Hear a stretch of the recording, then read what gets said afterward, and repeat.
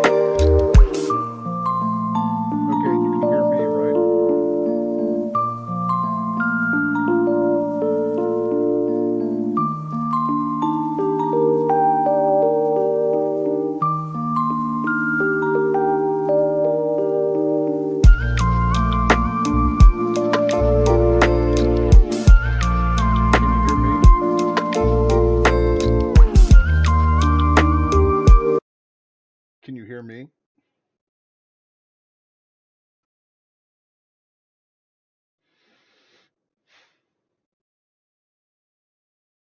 I love how I get this to work and then it's like, nah, I'm not gonna work.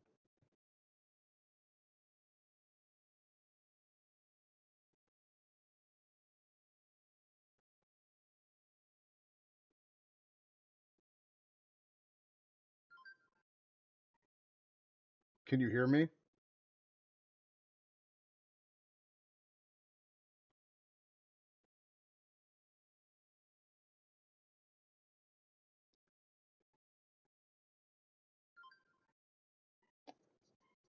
Could you not hear me when the music was going? Do I sound muffled?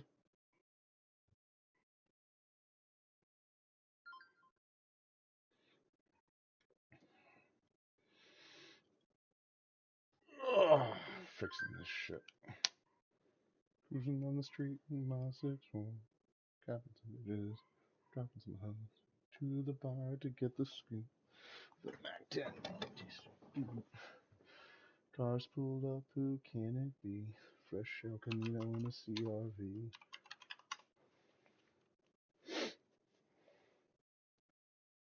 Started talking shit Wouldn't you know, swing back like a pimp, and I snapped the hoe, and her father stood up, and he started to shout, and I threw her right across the rock his old ass out. The boys in the hood are always home. I should start playing that before. There we go. We got fucking video. Took only fucking forever. Oh, okay. How many? We got any viewers besides my lovely spouse graciously taking their time to check my sound quality? Honey, how do we look? Can you say something in the chat? Because you know how I have this set up. I can't read messages right now.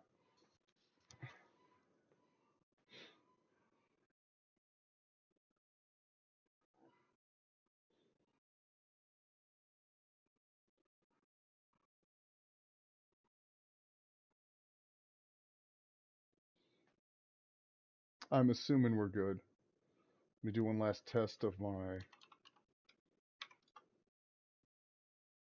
There we go. Slightly misaligned. There we go. Perfect. Okay.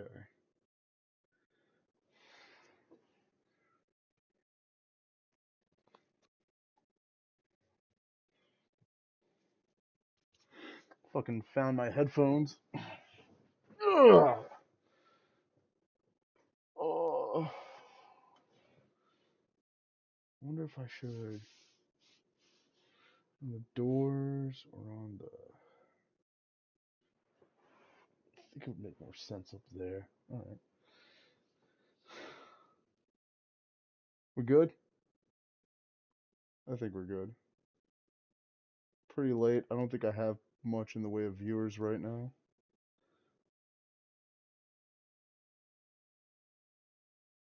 Let's see. Oh, you know what? Let me send a note on the Discord. Okay.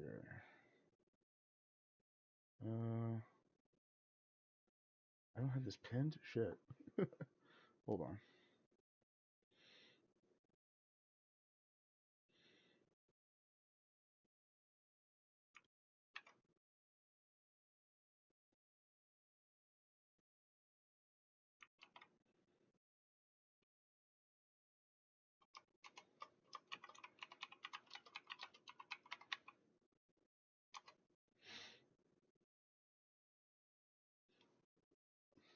Alrighty.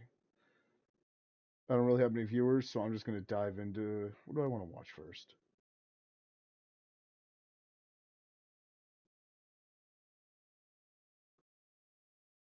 I really want to touch. I really want to touch base on the price fixing happening in the consumer market and how we're all basically just getting royally fucked, um, illegally so. Ooh, that'll look good. Okay, yeah, so it's got to go in the doors. Okay. Do I need to say it? I am the Dandalorian. I'm your random young boomer styled part-time streamer, all-time shit poster. You come to me for a quick summary of the weekly news, updates on the shit going on. How fucked are we? How not fucked are we? We got a lot. It's a busy ass week. A lot of Nazi shit happening. A lot of crazy shit. Let's do the Mayday protest. I was supposed to go out today to do the Mayday protest. My own plans kind of got shot in the. They got taken down. So let's see how today panned out, and then we'll go into I need to fix that camera a little bit. We'll go into some gaming news and stuff after this, so let's see what we got. We have been covering Mayday protests across the country, demonstrations against Trump administration policies, including on immigration. They are playing out across the United States. CNN's Danny Freeman is joining us from Philadelphia, Pennsylvania, clearly amid the crowd there. Danny, what have you seen? Yeah, Casey, frankly, today here in Philadelphia and across the country, a lot of lively crowds. We're right here in front of City Hall, and we're actually watching Bernie Sanders, who's been speaking at the microphone for a number of minutes right now. He has been rallying folks here. This event here in Philadelphia is sponsored by the AFL-CIO. He's been speaking very strongly in favor of unions, in favor of workers' rights as well. And then the past, I would say, 5 to 10 minutes, he's been returning to the refrain that we've heard him and Alexandria Ocasio-Cortez, the congressman from New York, speak about for a number of weeks now. He's talking about the perils and dangers of the oligarchy. And that really tells you, Casey, a lot about what the tone of these rallies have been, not only here but across the country. A lot of people here, not just to support unions and labor movements, but also a lot of people here clearly voicing their frustration at President Donald Trump and the Trump administration. I won't go too far out just because there's a lot of profanity on the signs here, but I'm seeing a lot of signs. I'm a history teacher. This is fascism. I'm seeing signs for due process. Stop Trump and stop the oligarchs. These are the kind of scenes that we're seeing, again, not just here in Philadelphia, but all across the country today in honor of May Day. I'll just tell you right now, there are a couple thousand people out here. This is a pretty big crowd when it comes to Philadelphia rallies. I've been to a number of them. Clearly, Bernie Sanders is one of the main draws here. And a lot of people were telling me earlier that the reason they came here is not just to support Bernie Sanders, not just to make their voices heard against the Trump administration, but also to show that they are here, they are not afraid, and they are willing to take to the streets specifically to make their voices heard when it comes to, again, protesting the Trump administration. So this rally, like I said, you just saw Bernie Sanders. He just walked up the stage. The rally here is going to continue likely for about an hour or two more. A lot of people here at the moment, and we're expecting more rallies and protests throughout the evening and afternoon. Again, not just here, but also across the country, Casey. All right, Danny Freeman, with whom I have stood in countless crowds listening to Bernie Sanders speak. Our viewers probably don't know that, Danny, but we covered the 2016 Bernie Sanders campaign together. Thank you to Danny. Congresswoman, this, of course, at your party, saw a lot in that crowd, flags for Palestine, but also, of course, anti-Trump. As Danny noted, a lot of people out there for Bernie Sanders. Which leaders in the Democratic Party do you think have it right now in terms of pushing back against Donald Trump?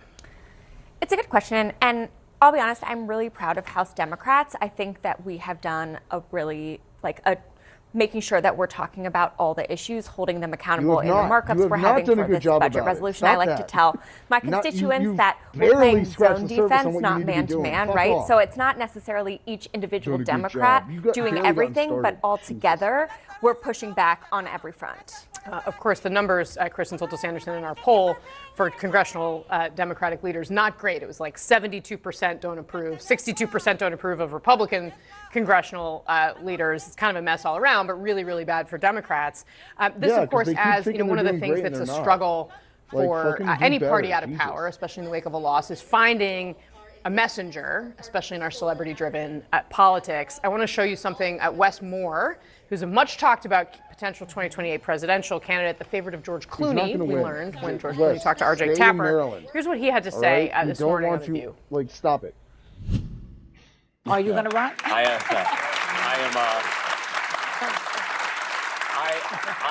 am not running.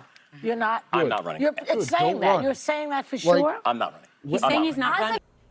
Wes is not doing a terrible job. He's not. He's actually after the initial round of layoffs happened, he did a statement about how Maryland is shoring up its unemployment. Good. The other issue, though, is that you simply need jobs within these people. He was talking about how he was going to implement new programs to expand hiring of teachers for former federal employees, like waiving degree requirements, onboarding requirements, just getting them into the jobs and having them teaching kids. It's like, yeah, that's a great. Let me fix this. That's a great piece of policy. That's innovative thinking in politics. We're not getting enough of that these days. What do you call it? But he doesn't have national recognition, not like AOC does, or the progressive political platform that she does, or Bernie's support. And he doesn't have, again, former presidential campaign history like Walz does. Like, again, my dream ticket right now, Walz AOC. Just do it. Like, or even AOC Walz. I don't care. They're my 2 top picks. Fuck, I wish we had Bernie right now. I can't believe the Dems fucked us the way they did. Losers. Do we believe him? That's the thing you have to say. Right. I was going to say, Barack Obama said it before he ran in 2008. Not running now. But you know, I'm fine if they all wait and nobody runs. We keep showing footage of those protests. You know, when you're an old hippie, the 1960s never end. And that's what you see when you see these Democrat, they protest for the same reason college kids like keg parties, because it's cheap fun. And so I hope they keep doing it. Independents hate protests. They hate Hamas. They hate Bernie Sanders. Bring it on. I do think that Democrats are in a tough spot right now because their own voters are saying we want more aggressive pushback against the Trump. Yeah, they're in a tough spot, and we do want more aggressive pushback, but also, like, they're powerless, and they're powerless by the hands of their own leadership. Schumer giving up the power he did have for the cloture vote, and Jeffries being like, well, what do? We have no leverage. And it's like, dude, make leverage. Like, Marjorie Taylor Greene was a psycho, but she chased David Hogg around enough and cornered AOC in her office building and got, like, name brand recognition. And now she's, like, head, like, what committees is she ahead of? Too many. One is too many. That woman has no business being anywhere near power. She's fucking crazy. But it works. And it's like, that's how you do politicking. Just go for it. You're not a real politician if you're just being like, oh, I want to do what the donors say is best. I don't want to piss off the donors. Fuck the donors. Do what's best for the constituents, for the American people, for the voters. Like, God damn it. Administration. And when you're the party out of power, what does that look like? Does it look like more aggressive tactics? Does it look like an ideological move to the left to fire up the base? These are the challenges any party out of power is trying to sort through, and Democrats really are. Messy right now. Crowds are gathering across the US right now, with many anti-Trump protesters marking Mayday. These are the scenes here in Seattle, Washington, and there you can see people gathered with banners. And also, we can see scenes from Atlanta, Georgia here. Outside the state capitol, just in front of you there, you can see above the grass as they mark May Day. Earlier, thousands marched in Chicago. Like, this all stems from a movement which sprang out of a Reddit forum called 50501. The group has held numerous protests in recent weeks. The family of deportee Kilmer Abrigo Garcia appeared at the demonstration in Washington a little earlier. Week after the tariffs. Well, meanwhile, the Trump really administration hit. is Like, reportedly considering sending migrants to countries such as Libya and Rwanda. Multiple sources tell CNN the proposal was discussed with Libyan officials this week. The sources add similar conversations have occurred with officials in Rwanda. Priscilla Alvarez has the latest. The Trump administration is considering sending migrants to countries like Libya and Rwanda.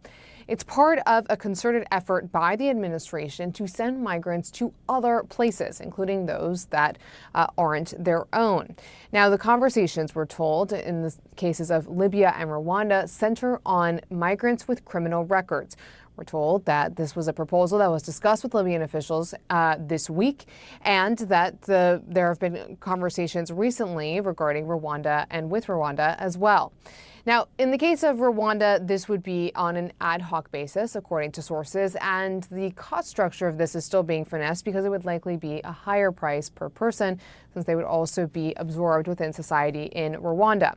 The conversations, however, regarding Libya go a step further, with some Trump officials hoping that they can enter into formal negotiations with Libya for what's known as a safe third country agreement, essentially allowing the U.S. to send asylum seekers apprehended at the U.S. southern border to Libya. Now, it's unclear what nationalities they would be willing to accept, but the United Nations has raised alarm over human rights abuses in Libya in the past, and all of this would likely face legal challenges in the United States. The administration, of course, has previously tried to enter into safe third country agreements in the first Trump administration, and they've already faced legal challenges in this administration in sending migrants to third countries. A federal judge in that case temporarily blocking the administration from sending migrants to other countries if they are not provided notice ahead of time and given an opportunity to contest. But again, the administration looking at all of these options as they push for migrants to be removed from the U.S. Priscilla Alvarez, CNN, Washington.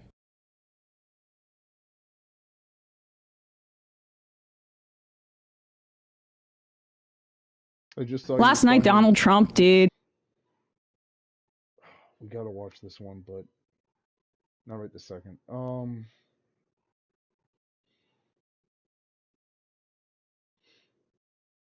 A lot of shit happened, but let's see what Adam Mockler has to say. News regarding Trump and a new study done about him. And this is not only hilarious, but it also makes a lot of sense. So somebody went through Trump's first 100 days and they found out that Trump essentially has Biden derangement syndrome. If you don't know what that is, let me explain. This article reads, study shows Trump suffers from Biden derangement syndrome. Why won't President Donald Trump stop talking about his predecessor? Now, if you've listened to Trump over the past few years, he keeps claiming that liberals or people on the left have something called Trump derangement syndrome, which he claims is a mental illness where you hate everything that Trump does. I would argue that people actually have TTDS, or like reverse Trump derangement syndrome, where they are able to endlessly fall over themselves to post hoc rationalize everything that Trump does, whether it's tariffs that nuke the economy or appointing a Fox News host that almost loses American lives. I mean, they will justify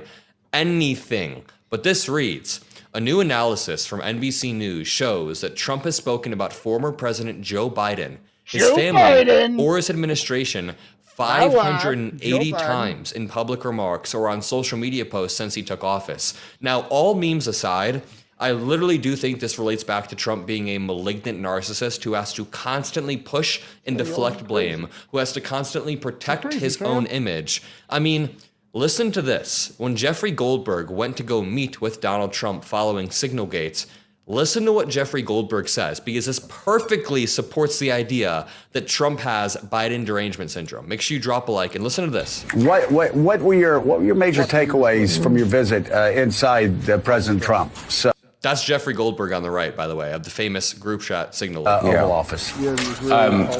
My very first observation, and this happened repeatedly in the interview, we walk in and the first thing he says, apart from like there's kind of like this knowing like, oh my God, you're here, I'm here, how fun is this sort of thing. The first thing he said was, I bet Joe Biden would never do this.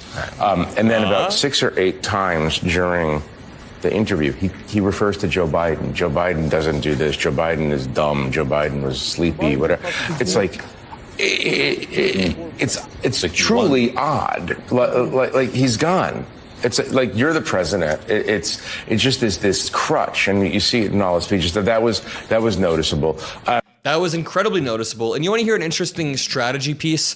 Over the past few months during my debate, I have stayed away from defending the Joe Biden legacy, and there's a reason why. I've spent the past 3 years of my career defending. Throughout the first 100 days of the Trump admin, it was our first chance to go on offense and to just attack and poke holes. So we've been completely, relentlessly talking about Trump, but now I am ready to go back, to revert to defending Biden's admin. And trust me, I did that hundreds, maybe even 500 times to certain Trump supporters online and in debates. I was constantly defending Biden. And now it's time to do that again because it's easier than ever. Right now, we have supply chains on the verge of being frozen across the globe, which the average American family can't even spend $500 on an emergency. How the hell are they going to spend the extra $1,500 or $2,000 needed per year after tariffs freeze supply chains and drive the costs up of everything? I'll say it right now. I don't care. President Biden had an amazingly warm soul. He was compassionate, but even beyond that, his insane amount of experience in Washington allowed him to reach across the aisle and negotiate in a way that Trump could only dream of. Trump couldn't even dream of being the negotiator that Biden was, because Biden knows that negotiation doesn't mean swinging your dick around. Sorry for the imagery. It doesn't mean being an absolute effing prick. It means actually reaching across the aisle, building long-term relationships with people. I mean, Biden was respected in Congress. There's a video out there of Lindsey Graham breaking down crying before Trump had compromat on him. Lindsey Graham was breaking down crying, saying Biden is one of the most compassionate people he's ever met. And that's incredibly, incredibly true. But yeah, even beyond the compassion, Biden was incredibly politically effective, and he passed multiple landmark pieces of legislation that helped the economy. Meanwhile, Donald Trump has frozen the supply chains and almost nuked the economy in his first 100 days. The reason I'm drawing the comparison and talking so much about Biden right now is because Trump has genuine, literal Biden derangement syndrome. In comparison, wait, listen to this. A new analysis from NBC News shows that Trump has spoken about former President Joe Biden or his admin 580 times in public remarks. In comparison, NBC News reported that Biden invoked Trump just 29 times during the first 100 days of his presidency. Trump has repeatedly tried to blame Biden for nearly all of the woes he has encountered since being sworn into office, including the high cost of eggs, inflation, immigration, and the economy. He rarely misses an opportunity to denounce Biden, who has remained mostly out of the public eye since leaving office in January. And listen to this. America may be well on its way to forgetting Joe Biden, but as president, isn't. And really quickly, we're not messing around here. We just started a petition to have Trump studied for Biden derangement syndrome because the mainstream media is failing to hold Trump accountable. They're failing to even cover Trump's numerous cognitive slip-ups. So we're going to start a petition. We're going to see how many signatures we can get. We've done a few before where we've broken 500 to 1,000 signatures. So click the first link in the description and sign this petition. Again, first link in the description. Sign the petition to have Trump studied for Biden derangement syndrome. Thank you, guys. As he nears his 100th day in office, Trump has invoked his predecessor with a persistence that suggests the two are in the final throes of a bitter campaign, but they aren't and won't be ever again. No, never again. Biden pulled his name off the 2024 ballot, but for Trump, there is a certain political upside in making Biden a perpetual boogeyman. You know, Republicans are really good at that, creating boogeymen over the course of a decade. Whether it's Hillary Clinton or George Soros, they really hammer home the boogeyman. As children pushed their pink and yellow eggs at the White House annual Easter egg roll, Trump mingled with the crowd and mocked Biden over an incident that many may have forgotten, if they were ever aware of it at all. 3 years ago, Biden hosted the Easter egg roll and was redirected at one point by an aide dressed in a bunny costume. Quote, "Do you remember the bunny with Joe Biden?" Trump said. "Do you remember when the bunny took Joe Biden out? He's not taking Trump out." At that point, a costume bunny standing alongside shook its head in agreement. You know, Trump says this, but over the past 48 hours, we've seen clips of him switching up Harlem and Harvard. You guys saw that clip, right? Let me know in the comment section. We've seen clips of him totally not understanding where certain countries are. This dude doesn't even have a fundamental understanding of how the government works. In the statement for an article, White House spokesperson Liz Houston also invoked Biden and the work Trump has done moving on in the predecessor's administration. Quote, "President Trump has spent the first 3 months of his presidency cleaning up the disasters created by Joe Biden, blah, blah, blah, absolute political BS that they spew." In his Oval Office meeting with Prime Minister Keir Starmer in February, the topic turned to the war between Russia and Ukraine. After he laid blame on Biden, Trump said it pained him to say as much. Quote, "I hate to say that about somebody that just sat here before me, but he did a terrible, terrible job." He then called Biden pathetic, sad, a disaster, incompetent, and the worst president in history. Biden had, quote, "no clue," quote, "he didn't know he was alive." I cannot wait for Biden's legacy to only get more and more cemented as great over the next 4 years, as Trump shows you what the lack of leadership looks like in the Oval Office, as Trump shows you what dropping the ball repeatedly looks like. NBC political contributor Steve Bannon wrote, quote, "The idea of Biden derangement syndrome really never caught on as a phenomenon during Biden's term, but to the extent that ailment exists, there's reason to believe his successor has contracted a virulent strain which has gone completely untreated." Trump may be trying to persuade voters that the flailing stock market and rising concerns of a recession are not his fault, but Biden's. However, polls show that Americans are not buying Trump's excuses. When asked who was responsible for the state of the economy, 54% of respondents in a CBS News poll said it was Trump's policies. Another 21% said it was Biden's, and I think I'll leave it at that. Trump is responsible for whatever happens from here on out and anything that's happened over the past 100 days. You can argue even longer. Trump wanted to play shadow president and have meetings with world leaders before he was even in office, but now he doesn't want to take credit for the stock market. Illegal. Either way, I'll leave it at that. Fuck the hat jack. I love you guys. It's just nothing.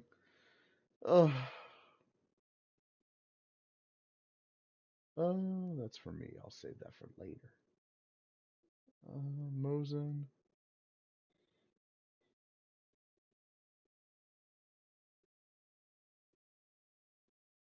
Kind of want to watch that. I didn't get a chance to stream the Ethan Klein just getting wrecked by Sam Cedar. God, he got destroyed by him so bad it wasn't even funny. I mean, it was really funny, but like, it was funny in like a sad kind of way. I want to see what Lawrence and Bruce have to say about this. I have very mixed feelings about them as commentators. They are far too generous to gaming companies, but they do have good takes here and there. So let's see what they say. Welcome to Inside Games Daily, the only gaming news show brave enough to keep the price of our show the same over the last 5 years. That's right. It's free, baby. All you got to do is tap on it. And hey, if you're listening to this, that means you did. And we're very grateful for that, for reasons we might get into before the end of the episode.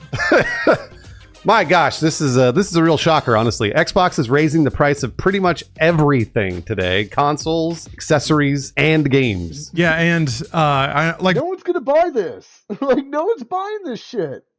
Like, why would you do that? Like, they're already not selling. They're losing the console war with PlayStation so badly, and now like this is somehow like in some ways this is worse than Nintendo. Nintendo's pushing out a new product that stands in competition to no one but itself. These guys, it's like you guys are getting crushed by the PlayStation 5. Destroyed. And it's like, even as expensive as the 5 is, there's more value per dollar to buy a 5 than to buy one of these. And like, again, the sales were already bad. Like they're not listing them. They're not showing them that's how bad they are. And it's, and they think charging more is they're gonna sell during a recession and a potential depression? Like, no one's buying this. Fuck off. Bruce was saying before the episode started, you might hear that and think, oh gosh, another $10, $20. No. These price raises are very significant. We're talking 20-25% raises on the price of consoles, which ends up being a hefty chunk of money. It's crazy. Honestly, this is like, to me, this feels like they're just like, never mind, we don't want to sell them. This is wild. Games are staying the same price for now, but Xbox warns that first-party titles will get bumped to $80 beginning this holiday season. Lawrence and I have been saying this for very many years. Once COD raised to 70, I was like, be careful of that $80. And GTA is pretty much guaranteed to be $80 now. Yeah, that was my first thought as well. You might as well start tucking away an extra $10 in quarters because you're going to need it. Yeah, that's the default now, and it sucks. The thing is, like, I think it's easy to blame Nintendo for this. Oh, they went to 80, now everybody else is going to. I think it's like everybody wanted to and was going to, and it's... Yeah, but well, it doesn't matter if they wanted to. It's not going to happen. Like, I understand, like, okay. I'm not sold that the Switch 2 sales were not due to scalpers. I'm not sold on that. I'm not buying it. Angry Joe isn't buying it. Luke Stevens said he wasn't going to buy it. Like, big names are saying they're not going to buy it. And it's like, you're not going to hit the casual crowd like you did with the Wii or even the Switch. No, but we don't have money. We're broke. Like, again, like, I do okay as an individual in this fucked up country. And I'm still paycheck to paycheck. And there's no way I'm buying the Switch 2. Like, I've got enough entertainment, consoles, everything. I could probably entertain myself for the next 5 years and it'll be fine. But the idea of like paying $500 just for the console and then a fistful of okay games, that's absurd.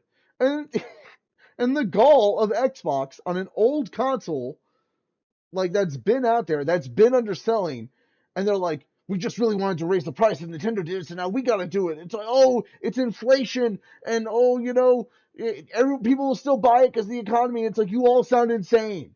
Like, do something for the consumers. When was the last time you guys did anything for us besides bleed us dry for your damn profits? Just who's the PR villain the least, I think, in this situation. So thank you, Nintendo, for bullying everyone out of the way. But like we said, everything else is going up in price too. So $10 on games are going to seem pretty quaint in a minute. Yeah, this is. I'll read a few of these just because, like, These are shocking. These price increases. The Series S, the Xbox Series S, which was, historically the cheap one, that was $300, and it was like a nice little entry point into the next gen market, and they're selling a bunch of them, has gone up from $300 to $380, which is crazy. That is wild. Yeah, that's over 20%. So, gosh. And it gets worse from there. The Series X, I'll do that. this is the 1 terabyte Series X that has the optical drive. It's gone to $600 from $500. So a neat $100 increase, flat 20%. That hurts a lot. Ugh. Man, oh man. And then there's like a few of the things like the controllers. They're up to the core controller $65. And if you want a color controller, it's $70. Like they've raised these prices $10, $15, $20 here and there. The Elite, it looks like I think it's $200. I don't know. Was it always $200 for that Elite Series 2? No, I think it was $180 before. So okay, all right. But still, a $200 controller, Bruce. Did you think we'd ever live to see the day? Yes, I did, because prices always go up. But this is a lot. I mean, that console price raise is I cannot believe that they went through with this. I can't believe it. Yeah. So I think the thing is, it's been backed up for a while. Not that you have to give Xbox any credit here, but they have kept the Xbox console prices, relatively low, while PlayStation mainly would iterate the price of their console up and up and up. So Sony has raised the price of the PlayStation 3 or 4 times since its launch. Xbox has kept at least the Series S. I think the exact same price retail the whole time. Money. I think they were hoping in their naivety that a cheaper console might actually sell well, because there is some interesting market data about how younger consumers just don't have the disposable income or not being interested in buying consoles. So I can see the strategy behind having a cheaper console out there, but it just didn't work. Like you guys broke the I guess they're like, screw it, just make it expensive. Yeah, which is crazy. I don't because they've been so below the market share of PlayStation. I mean, obviously Nintendo Switch, but at PlayStation as well. That I don't. This is the exact opposite of the way to catch up. What is it like? 1% of the population has $22.9 trillion. And like the rest have like 3.4 trillion. We don't have any money. You guys took it all. Like, you want us to buy your crap and treat you like kings. We need to be able to live. Like, sorry, you gotta learn to live with just $1 billion instead of $100 billion. Like, what are you doing? Idiots. Maybe they think that this is like a premium product that people are going to be like, oh, it's premium now, like that, but nothing's changed. It's the same thing. So like, if you do any amount of research, you'll be like, wait a minute, the price just went up $80 for the same exact thing. Why would I buy this? So this is such a weird move. Well, I mean, what's your alternative? Competitors that have already raised their prices? It's just a relative pricing thing, and I think you do it now, so that everyone gets used to the new number before GTA 6 comes out, or the big holiday releases that might actually move consoles. So I think it's also a factor of like, you price things low to get your product out there, and then once people are on it, then you raise prices. So I think what we're seeing now is Xbox as a division basically signaling that they think they've gotten as many consoles out there as they're going to get this generation. So it's no longer expansion, now it's revenue, which is a bit odd because Xbox division actually reported a growth in revenue year over year for the quarter ending March 31st. Yeah, 8% year over year growth, to be specific, attributed to growth in Call of Duty, Minecraft, and Game Pass. So that Activision Blizzard acquisition is paying off. But hardware revenue was down 6% year over year. These raised prices are not going to help that. Yeah, so I mean, it's funny you say that because this cycles us back around to what you were wondering, like why raise prices now? I think one of the things we touched on is that, yeah, both PlayStation has raised prices. I mean, they did that 2 weeks ago in addition to maybe every couple of years. And Nintendo, they came out with an $80 game, got the sticker shock rattled out of everyone's nerves. But even still, their consoles and accessories were pretty hot to begin with. And now with tariffs looming, Nintendo's actually raised prices on a lot of those accessories. So, if all of your competitors have prices above you, then there's like This is such a brain dead move. Their consumer spending is already down.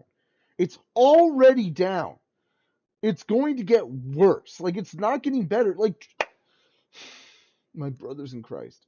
Like, government spending is up, but Federal employees are getting slashed. Again, the goal of the government is to get to 1 million by the end of the year. Just gutting jobs, functions, things meant to improve Americans' lives, the gutting grant programs, attacking farmers, attacking consumers. And that's just on the Fed front. Then you get on like the Trade Department. All these goods are going to cost like 50% more. People are losing jobs because goods aren't coming in. No one can afford to pay them. So they're just getting laid off. It's a compounding problem. We're going into a potential depression. And they think now's a good time to jack up prices on our already not selling console. It's like, what are you doing? How are you this stupid? God damn it. A gap there that you'd like to think people would elect for. We're going to choose the cheaper product that does the same thing. But it didn't work. It didn't work with the Series S, which baffled me at the time and continues to confuse me.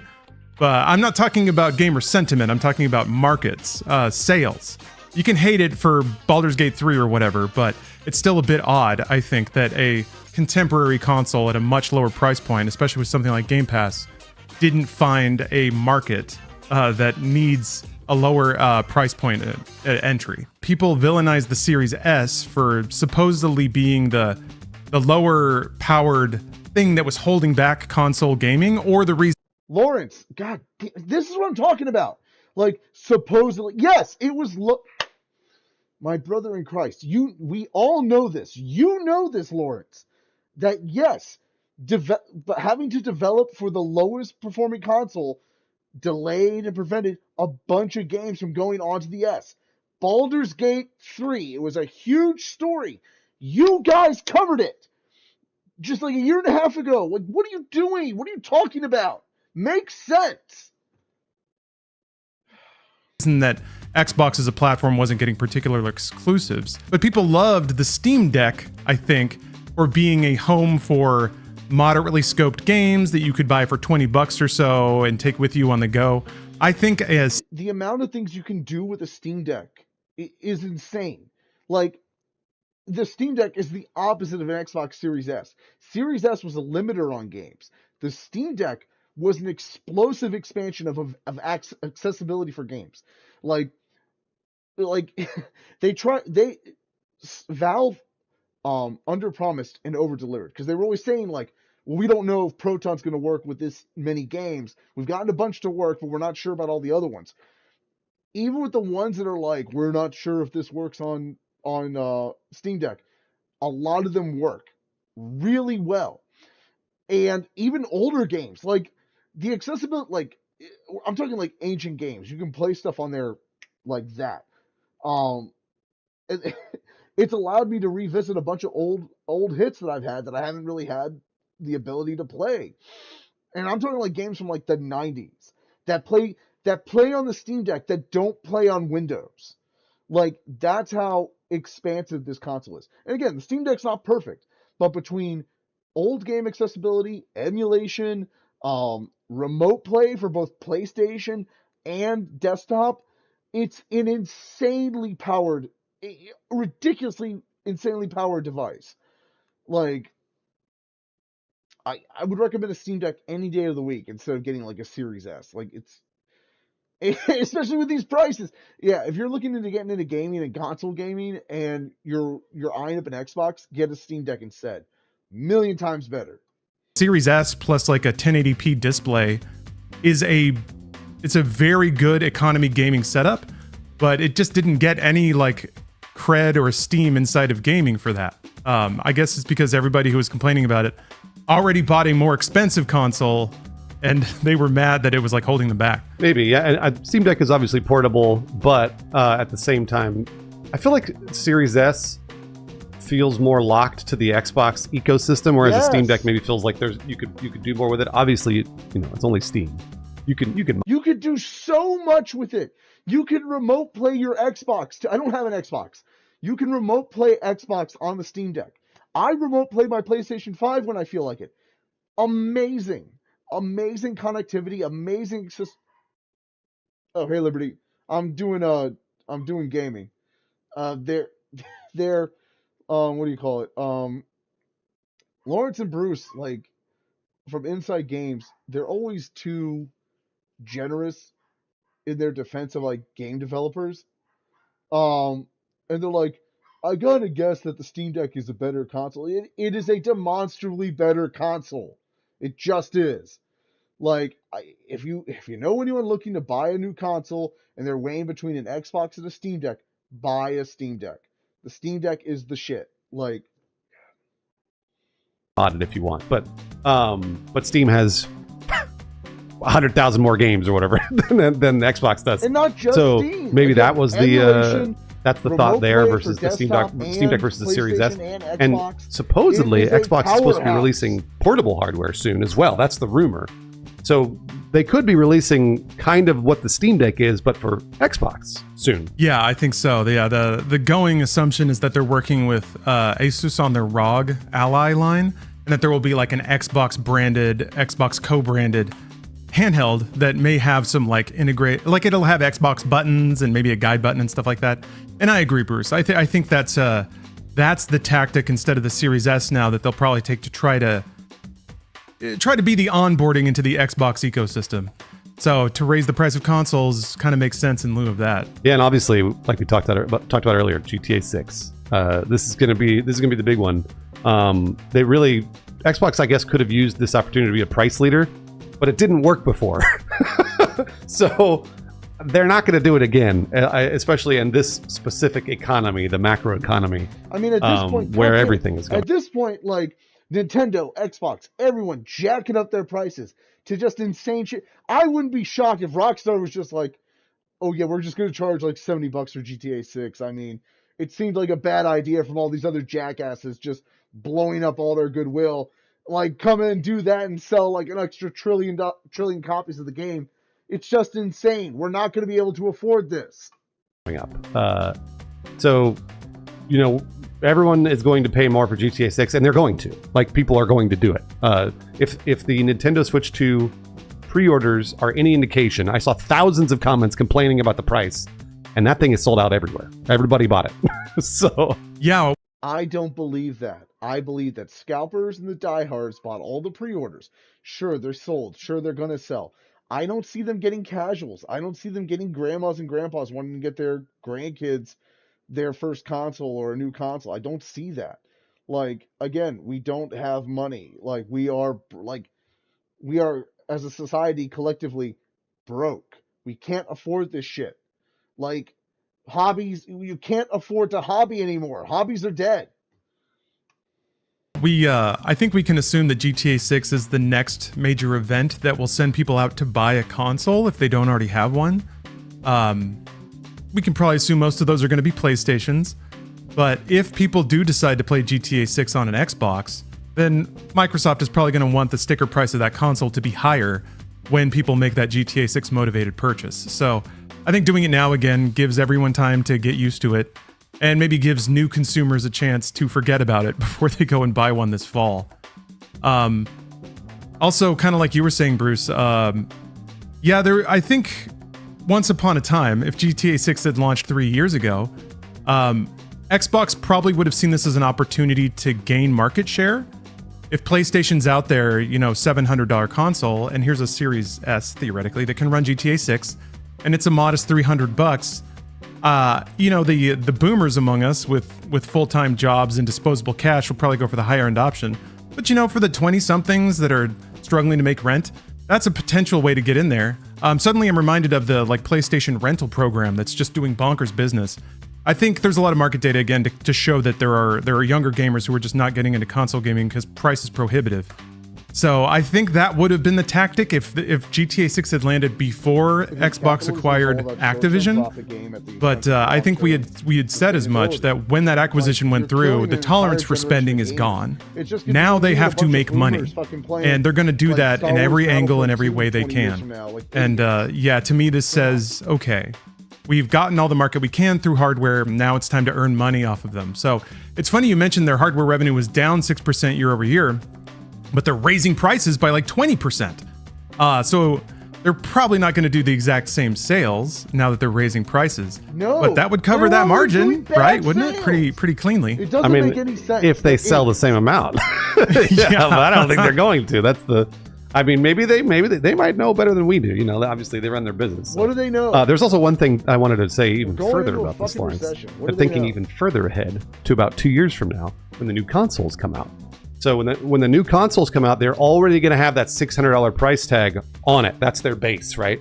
So if Xbox releases their next gen console at $600, PlayStation can almost guaranteed going to release at $700 base in 2027. Thereabout is where they supposedly are going to be releasing. Then I think Xbox is already trying to build in that price tolerance for their audience now. They're trying to get ahead of it because they can't go, all right, $600 for the Series X, and then in 2 years raise the price again to $800 or whatever. They can be still seen as the cheaper option because they know PlayStation is going to at least go to $700 for the PS6. Yeah, I just wish that price mattered. I mean, I'm not gonna. It's so weird, man. No matter how expensive things get, they sell out. No, and it seems like they are selling honestly to us. This is okay. I've reached my limit. I bought a PlayStation 4 in 2018. I paid $400 for it. It was a PlayStation 4 Pro. $400. It came with Red Dead Redemption 2 for free. It was included, and it came with a 20% off coupon on any other PlayStation game. That was an immense amount of value in that one console. I played the shit out of my Pro. I would still have it if I hadn't upgraded to the 5. The 5 was a decent upgrade. It was $500. When you bought the PlayStation 5, you got the PlayStation Plus collection. I believe you didn't even need to have PlayStation Plus. You just got the collection. It was 15 to 20 like good games. Days Gone, God of War, Persona 5, Final Fantasy 15, all that stuff. It gave it to you for free. You could just play it and go. You were set. Like 15 games, no extra cost, right out of the gate. And the 5, because of the SSDs, was faster in quite a few areas compared to the 4. Even the Pro, it was faster. The graphics were better. It was a good upgrade. I have still not felt like I've gotten my money's worth in terms of like power out of the 5. Like, I don't know what game it would have to play to not be able to play it. So why would I buy a 6? Now, there's rumors that the 6 is going to be a portable console, like the Switch. There is an avenue that needs to go down with that. Neither Nintendo nor PlayStation, if they do this same thing, are doing it right. Like, basically, the next gen of consoles needs to be a 2-part console. The portable part and the console part. And there needs to be seamless integration between the two. That you can play any and every game on the go, at home, sync everything immediately, dock it, play it, all that stuff. The Wii U perfected, essentially. That's the next evolution of console, of the next evolution of gaming. No one's committing to it. Instead, they're bleeding the last of what they can out of these old models for consoles and portable games. And it's like, it's not going to work. This is not sustainable. It's just not going to work. So, yeah, good luck watching. Your businesses are going to start cratering now because I'm not going to buy a 6. It is not going to happen. I waited to buy a PSVR 2 until it was way on sale, and it took them 2 years to do that. Like, no one's going to be buying these consoles. Not on day one, not until the sale is something reasonable. And again, we're going to be in a recession for like 3 years, if not a depression for the next fucking decade. The idea that anyone is going to spend any money on these consoles is insane. It will not happen. It's just not. All right? Wish casting at the most deranged corporate level. Which sucks. The little kids are still just playing Roblox and Fortnite on their phones. Yeah, so that's the other thing. Gaming's not unhealthy because the money's still flowing, but it's not as there's not as many revenue streams from as many different sectors of people as I think we'd like to see. And I don't see movements like this helping. I mean, Xbox is doing what they're following the money, but the money's getting increasingly concentrated in smaller pools, which I feel like is not healthy in the long term. So when the new consoles come out, yeah, it'll probably be us boomers snapping them all up. But is that good? I'm not sure. Like, if I pull an extra I don't think ass, so. you know, I don't think that we should be encouraging companies to raise their prices. That is unfortunately that's the trend that we are reinforcing. And like I said, I saw so many people complaining about that Switch 2, and it is maybe it's lower inventory and they're selling out the early inventory or whatever, but I don't think so. I think everybody's buying it. Bruce, Everyone's whining on the internet like they always do, and then not doing it and doing exactly the opposite of those comments, which is the worst way to run this, by the way, because then they start who can afford it? Completely. We cannot afford like it. Nintendo divorces themselves from the comments. They're like, all these comments are bullshit. They're obviously ordering the console, so not only are these comments not helping, they're lies. And then Nintendo doesn't even pay heed to your Switch complaints. 2 was not So you have to complain Switch. And then also do the thing that you are complaining about. Yep. Not what you say, it's what you do. For certain. Yeah, that's honestly why I'm so detached when it comes to market analysis. Is because it's more like it's like I'm in a wilderness stand, and I got my like deer piss all over me, and I got some binoculars, and I'm just observing out in the wild, and I have no idea what these people are going to do or why, despite what they say. So yeah, I'm just a patient observer of how people move and spend their money, and I'm always fascinated at how that informs the business and the act of producing games. So I don't know. I'm starting to develop some sociological theories about like the console game. I think is also pretty rigidly generational at this point. I think maybe early 30s is probably the like youngest you get for people that still want a like traditional boxed game with a fairly contained and defined experience within. Beyond that, it's getting a little weird, which makes me wonder what the future of games is going to look like. I can't wait to see it. Part of me is nostalgic for what games used to be, but they're going to have a pretty defined audience going forward, I think. These thoughts were rattling around in my head when we were talking about the underperformance of Dragon Age. I think that the format of that game might be a little old at this point, which is not a fault of the product, just more an observation about its underperformance. Absolutely, Lawrence. This is just it's a weird thing, and I think we are the older version of this now, and the younger version, like you said, they're playing Fortnite on phones, and they're playing every mobile game they can get their hands on, and that's why gacha revenue goes up, year over year by a lot, because that's what people are doing. They're doing microtransactions, and they're doing it all on their phone. So and consoles are going away. I mean, we're watching them sort of expire before our very eyes, because they probably should have been gone, whatever, 5-10 years ago, whatever. But they're still going to sell these for as long as there's a market to get their still like having $10 billion. Yeah, we're moving towards platform agnosticism. Xbox is to make a jump.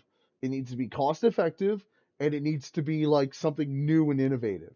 Again, if a PlayStation 6 comes out, oh, it's just a more powerful PlayStation 5. I already had the PlayStation 5. It's already more power than I need. I don't understand the people that bought the Pro. Like, I like the aesthetic of like the old PlayStation 1 aesthetic on a couple of them, but like, nope, I'm not dropping $1,000 on that. I don't have that kind of money. I wouldn't waste that kind of money on that. Like, god damn it, they're fucking stupid. Pushing there faster, whereas PlayStation really likes their walled garden, so maybe that's another factor.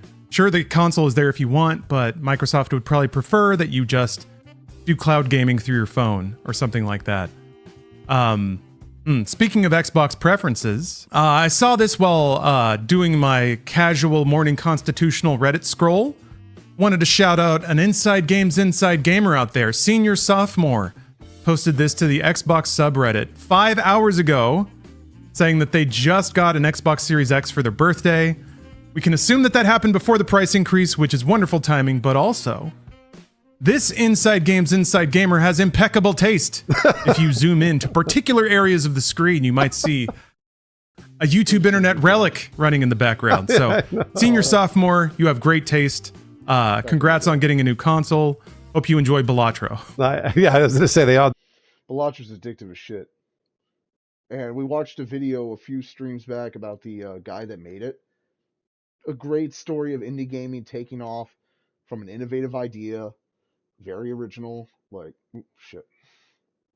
Blah, blah, blah. Yeah, let's keep going.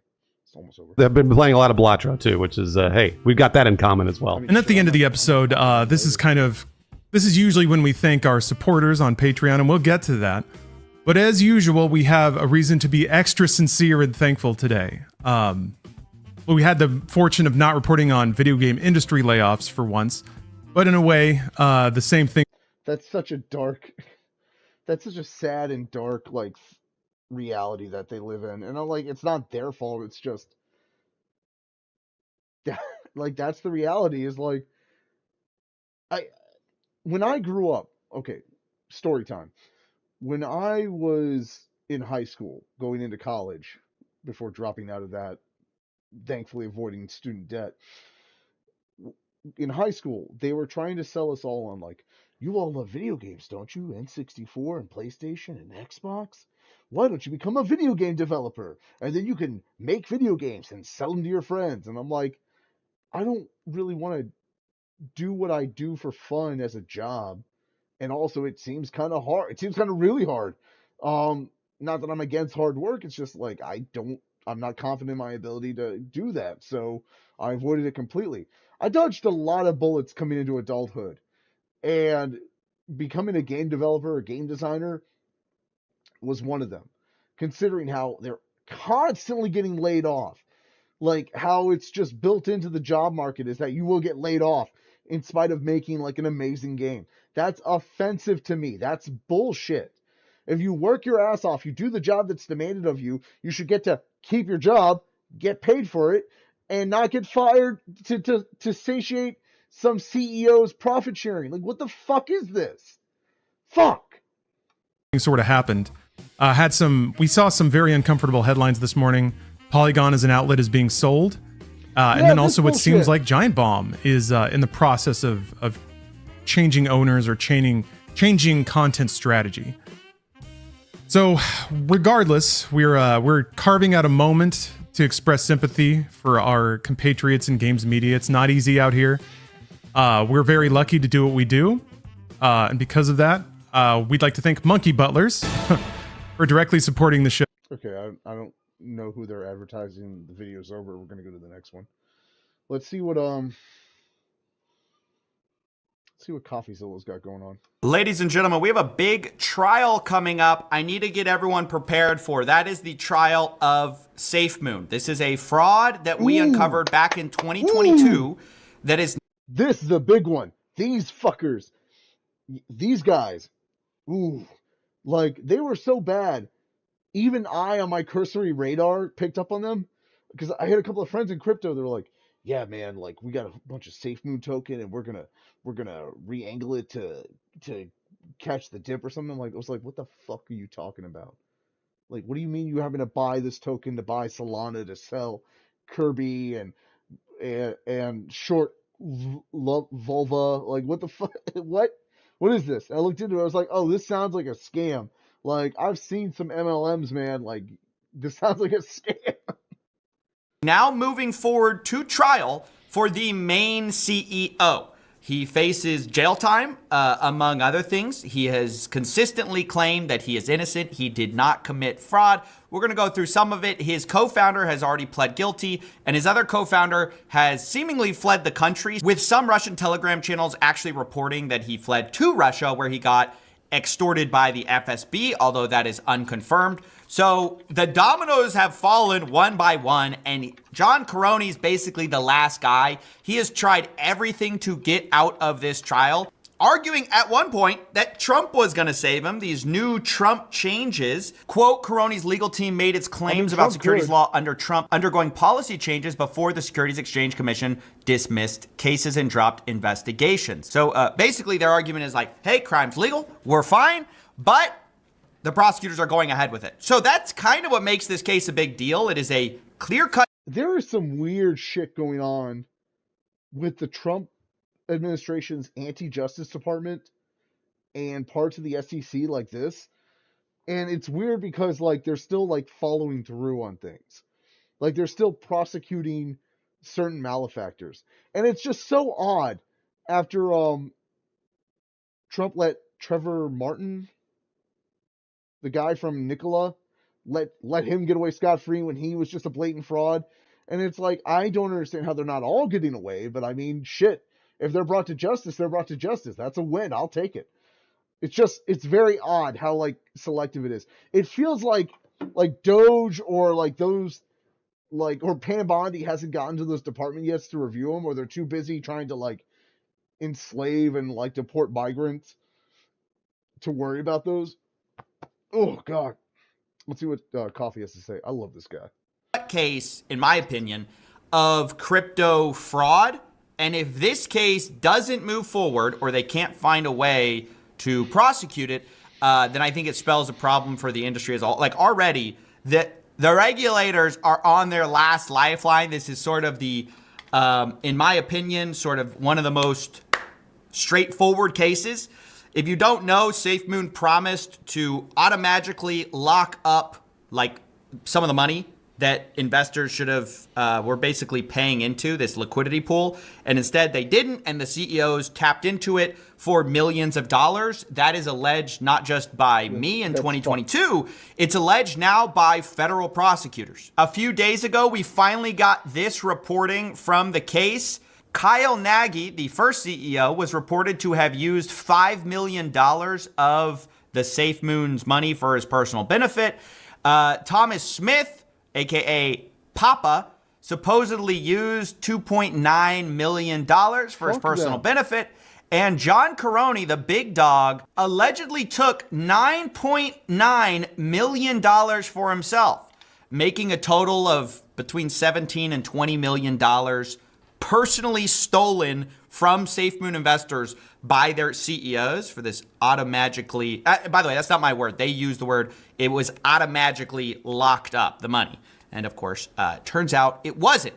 So this is the case moving forward. I think it's interesting to note that some of our tracing is being used. I mean, I'm sure they double checked. But some of the names of the wallets, some of the NFTs that we traced in our investigation appear to be used in this filing, which is crazy. We might have, I don't know if we did, but we might have played a role in all of this, which would be not doing anything like very cool. He's not doing like Sherlock Holmes type shit, but he's doing persistent reporting and investigating. And just by asking questions, like reaching out, reviewing records, like he's finding so much stuff. He's very good at what he does. It's very simple, but it still requires determination, tact, and a decent level of intelligence to be able to process all of it. He does a great job. Ooh, fuck yeah! After this, we're watching Cabernacle's video on the Sam Cedar, Ethan Klein thing. Again, I wish I just gotten off work and I heard it happen. I was like, oh man, that's fucking amazing. And then I watched it when I got home, the whole thing, and I was like, Ethan is a fucking lunatic. Although before we move on to that, and we're going to take our sweet time with this, guys. This has been years in the making, so we're going to take our time. I do want to note, though, that John Caroni bought almost $1 million worth of cars. I mean, you get a free lottery ticket and you spend, like, why? I don't even understand. You're just one guy. I've never understood this about fraudsters. They always buy the most, tricked out car. So Coffee's bringing up an interesting point here, and it was something that Caleb Hammer brought up recently. It's like people are always going bankrupt, like decimating their finances over vehicles, these status symbols. And it's like, part of me gets it, but then the rest of me is like, it is such, like, listen, it's like buying a car and putting yourself in financial, like, needless financial peril. It's the exact same as, like, coming across, like, a very obvious, like, pit trap. Like, you can see the outline of the circle in the dirt and everything. You can see how lazily the branches are over it. You can see there's spikes at the bottom of the goddamn thing. But over the top of it is like the primest of rib, like the rarest of Pokemon cards, like fucking who's a very appealing person. Um, I don't know why this is coming to mind. I'm very tired. Like Pam Anderson from like the 90s is dangling over it, and they're just begging for you to take it. And it's like you want to get that. And it's like, but to get it, you're gonna have to go into the pitfall, the very obvious pitfall of spikes. Like you're gonna die. Like you're shooting yourself. You're killing yourself here for this granted very tempting thing. It's just like you gotta learn when to say no. Okay. If you need a car, you need a car. Buy a car. If you want a car that's comfortable, I understand that. Buy a comfortable car. It'll cost you a couple more grand, but like if you're driving something comfortable that you want, like perfectly understandable. I saw the list that Coffee just pointed at. 2 R8s, 2 Audi R8s. Are you insane? Like get an A8, get an S. Like what are you doing? Like you don't like or buy a Lambo at that point. Like such bizarre status symbols to ruin your finances over. And again, especially if you're doing fucking fraud, like holy shit, none of these guys think long term, like what's my long term fraud plan? It's just how can I live in the now? How can I get as much money out of it now and live as much as I want now? And it's like is like 3-4 years of fun worth like 50 in prison? Like the lack of long term thinking on the part of fraudsters and people that don't know how to manage their money. Again, I get it, but it still just baffles me. You're walking right into the pitfall. They buy multiple of them to flex their wealth. Like, do these guys ever learn? What's the point? I don't even get it. You can only drive one car. Why do you need 5? It's like these people never really thought out what they would do if they got a bunch of money, so they do the most stereotypical things. It's like when these people get really expensive watches or something like that. It's just what they have been told by movies rich people do, so they go out and do it. Oh, you're just supposed to get a bunch of cars, I guess. I think you could probably identify a few models of cars that it seems like every scammer, when they first get their big lick, they go and buy that car. And you wonder, like, would this dealership even be in existence if they didn't have this customer base? It's unreal. Now, of course, that's not the only thing he spent money on. He also had 3 houses. He looks like he spent $2.7 million on properties. But I think surprisingly, John spent the most on his relatives. He spent $4 million transferring money to his relatives, which, given the history, is very interesting. I don't know if you guys remember this. John Caroni later sues his mother in this whole lore. He gets in this huge fight with his family. But if you look at the records, the prosecutors are claiming, he sent $2.3 million to his mom. Now, we think some of that was for the Gambian wind farm business his mom and dad were kind of doing over there. I mean, that might have been. But either way, for them to later, like they later turned on Caroni. Like there was this huge internal fight where everyone in his family ended up hating him. Like if I came but it's like interesting that $4 million went to his relatives, which is, I think maybe that's why he accused them of embezzlement. I don't know. I think that was kind of an interesting finding in all of this. The other 2 guys, you look at what they spent their money on, it's sort of your general, you buy your McLaren, you put money into a house. It looks like that's what Thomas Smith did, and Kyle Nagy did something very similar. He put it into a McLaren, $400,000, and a property, and then sent some money to like Coinbase, Kraken, etc. Just your run-of-the-mill scammer stuff. So I want to go back through some of this because I feel so vindicated by this filing by prosecutors, because it spells out sort of in legal jargon what we've been saying since 2022. I made my first big expose on all of this. You can see right here sort of some of the tracing that was done. They show this is John Caroni and multiple of his wallets. It's worth saying that they're using our terminology. And the researcher, by the way, it wasn't just us. I mean, we worked with researchers. When I say we, I'm talking about the researchers that helped us. You know, there are multiple community members that helped us. So I definitely don't want to take all the credit myself. This was a team effort. But you see they're calling this the Gabe wallet, which is based on the last 4 digits. It kind of looks like Gabe. They call this the Devil wallet because it's 666. They even show something called a Moondog NFT that John Karony purchased. Well, that's all in our investigation. If you just watch our story, you can learn about all of that 2 or 3 years ago. Here, for example, is me confronting Thomas Smith, who now has pled guilty about the Gabe wallet. What is with the Discord glowing discussions eyes for every where he'd Bitcoin talk guy? about Gabe, and people thought it was a person, but it's really just an address. Oh. Or that's it. So like, kind of like, you know, the Why lead does this speak guy Gabe. look like Yeah. Hugo Strange from the Batman? Hold Smart. on. Okay, hold on.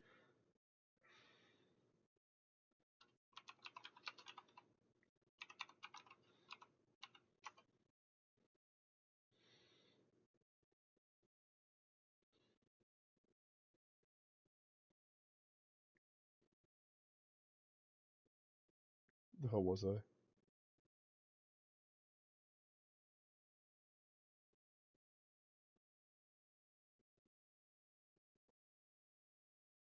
Yeah, okay, come on. Come on. It's Hugo Strange. It's Hugo Strange. He did some crypto fraud. Yeah, He's gonna go get Batman. not very smart, actually. So that's when we first discovered that this Gabe wallet was actually John's wallet. And then here's us discovering the Devil wallet, the 666 wallet the here. Devil Man. Who? The Devil wallet. By that, they're pointing to a wallet that starts OX666. There's $4 million USDC sitting in it and a couple of NFTs. The reply comes from Fonzie, aka Real FUD, who says, "No idea. The only thing I noticed was the Moondog NFTs in the wallet, which Jack Haynes and Ben Phillips were shilling a while back." Now, honestly, this took me off guard because this is a wallet I long suspected of being Karony's. But I didn't know that Ben Phillips had shilled Moondogs before. I didn't even know Karony had any Moondogs. But from this last case, we know Karony would listen to Ben Phillips, so it made me look back through Ben Phillips' archives. Is it true he was shilling Moondogs? Well, it turns out yes. On August 14th, 2021, Ben Phillips says this: "It's safe to say I'm obsessed with Moondogs NFT. View my collection here." See, again, now, with the Moondogs is not affiliated with... What is the obsession with the glowing eyes? Like, do they all think they're Homelander or something? Like, what's the appeal? I don't get it. Can you guys, like, be cool for once in your fucking, like, it's the most boomer old man type of, it's just so weird. Safeman, which makes this response under it strange. John Karony, 20 minutes later, responding with his own NFT, saying, "I named him Captain Hoddle." That one finding actually was a big deal. We've had this archive of John Karony tweeting about this because this Moondog, Captain Hoddle, is now in a federal filing, and this guy's going to court about it for fraud. I mean, am I the only one who thinks that is completely insane? So that is what the Devil, that's like how you prove the Devil wallet was for sure John's, was that NFT. And ultimately, that wallet got like millions of dollars of Tether.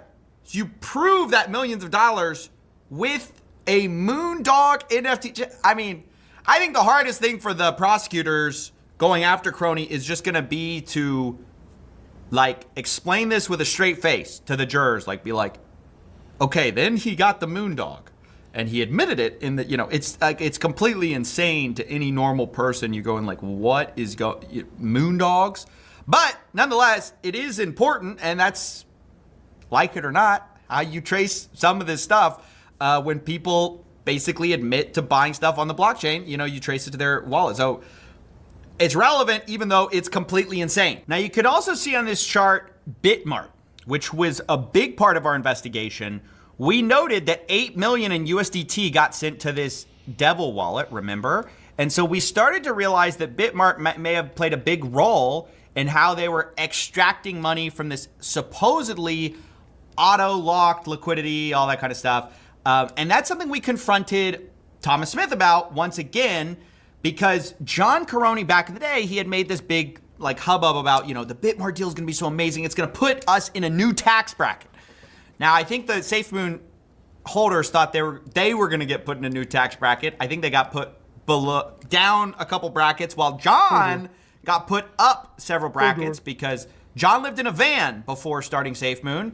Then he had multiple houses, $1 million in cars, etc. So the Bitmart deal was a big deal for him, and this is where Thomas Smith talks about it to me. And what John was saying, apparently, is he told someone with the Bitmart deal they were about to be put into a new tax bracket, right?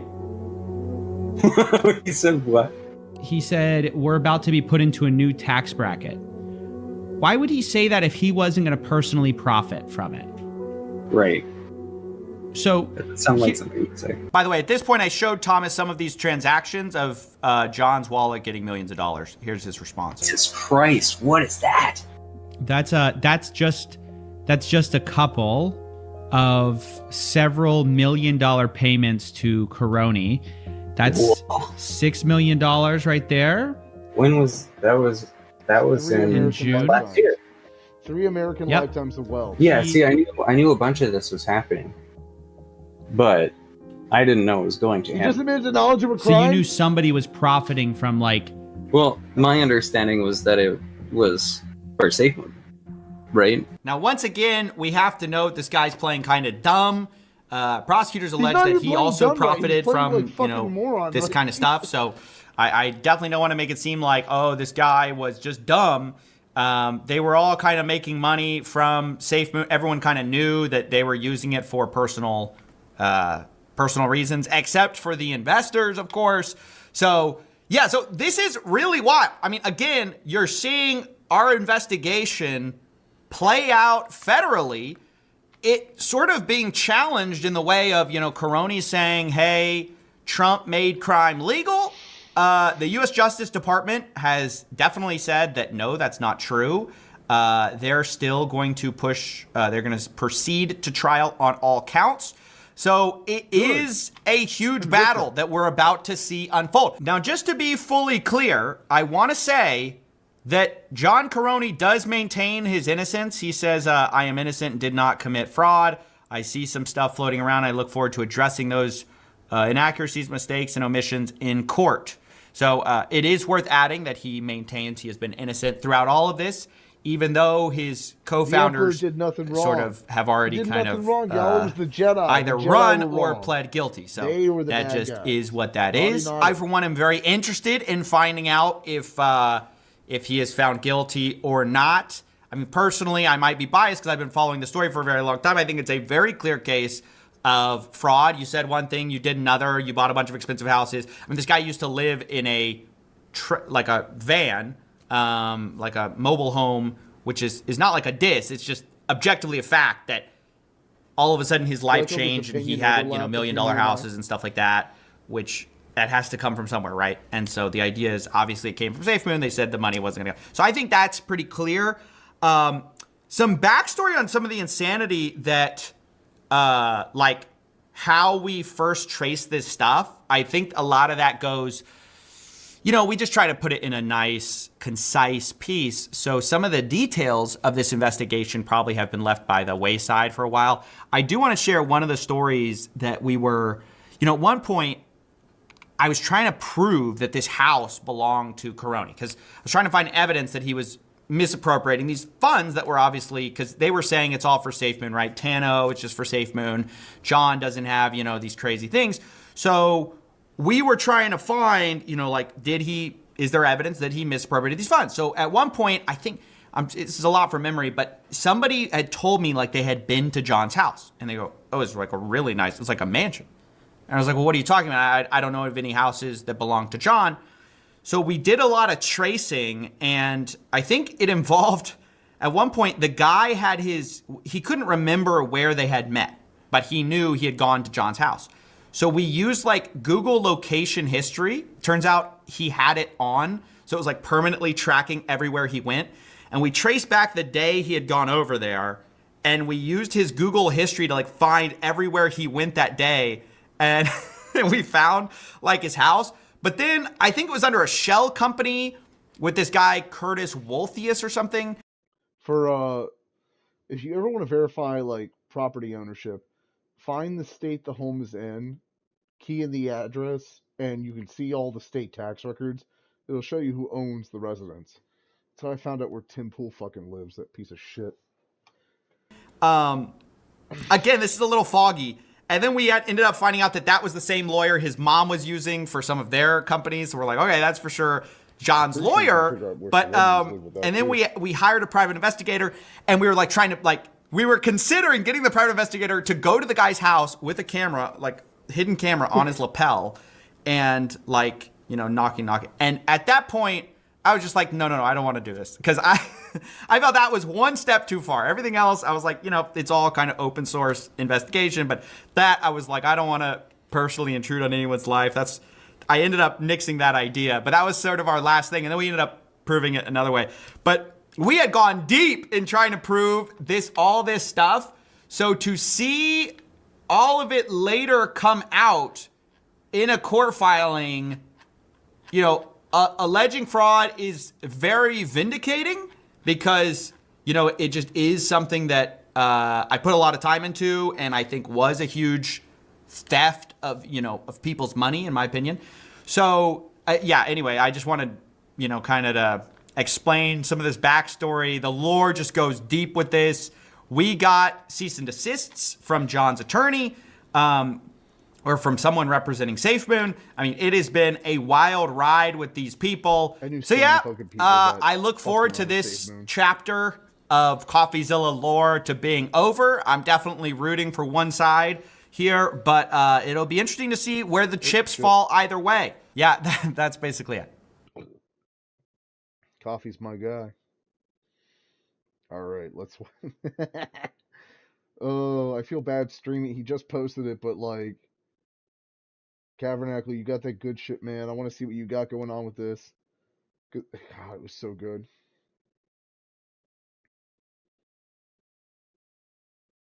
It is a fig leaf and a way of weaponizing anti-Semitism that has enabled Donald Trump to do what he's doing, that has enabled the slaughter of thousands upon thousands of children and women and men, for that matter. It is not keeping Israelis safe. And this type of conflation, Ethan, is what I find far more irresponsible, frankly, than the idea that he said pause at any time. I mean, look, you do a show Sam, 4 hours a day. He does a show 5, or as far as I can tell, 15 hours a day. And to focus in on that one tiny clause. This is not one tiny clip, Sam. Well, but you don't know. This is a totality of behavior. But you and by the way, it's easy. And I appreciate that you can hand wave it away and say that it doesn't. No, I'm not hand waving it away. You kind of are. I'm saying this inflation. You're saying actually I'm wrong for caring about it. Hello, everyone, and welcome back to another video in my one-shot series. I'm expanding the definition. Real quick. Sam, in that 1 hour, showed exactly why Steven Crowder ran away that day. And Ethan is just like, I could take it. And Sam demolished Ethan.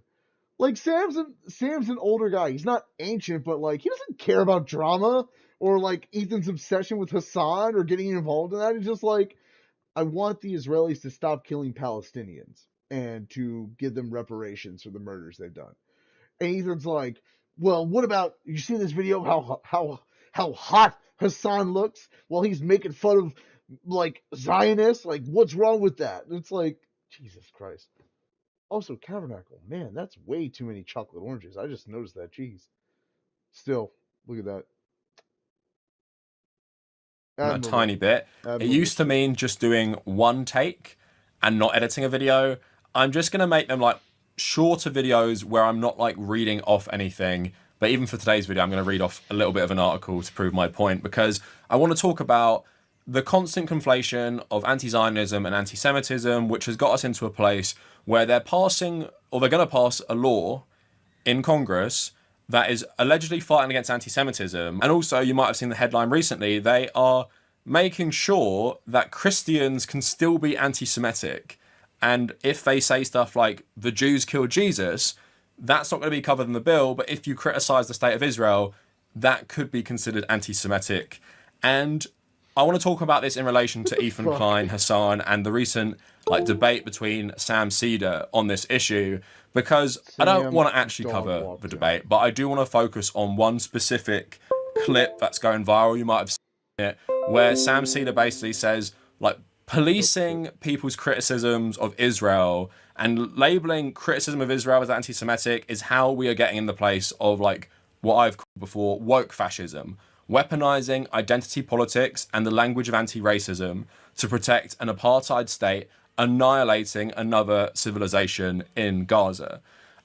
So I want to talk about all of this today, but just a quick shout out. Thanks so much to all the kind people who've donated. My girlfriend is running a half marathon for medical aid for Palestinians, and we've, I think, nearly hit an extended goal of £1,000. So let's go for even more. We've got 2 weeks left. Let's raise as much money as possible. And thank you so much to anyone who's given and anyone who gave to my fundraiser for the same organisation at the end of last year. So let's get more into the video. So before we get into the clip I'm going to show you today, it's a bit of a long one, about 4 minutes. I'm going to try and cut it down where I can. I just want to talk about using the worst crime of the 21st century, what Israel's doing in Gaza, as the backdrop of your personal beef with other creators, I think is just really gross, and I think starts making the issue not seem trivial, but it starts really making it just appear as content. And that's my general criticism of Twitch streamers, debate bros. I don't even think a lot of them, not talking about Hassan here, I don't think even a lot of them care about political issues and care about politics. It's all just a fight and a debate. Now, even the iDubbbz video on Ethan, which is warranted, I think strays a bit too much into the personal beef territory over like this very serious issue. Like, yes, am I happy that there's more content making people probably more pro-Palestinian? Like, yeah, of course I am.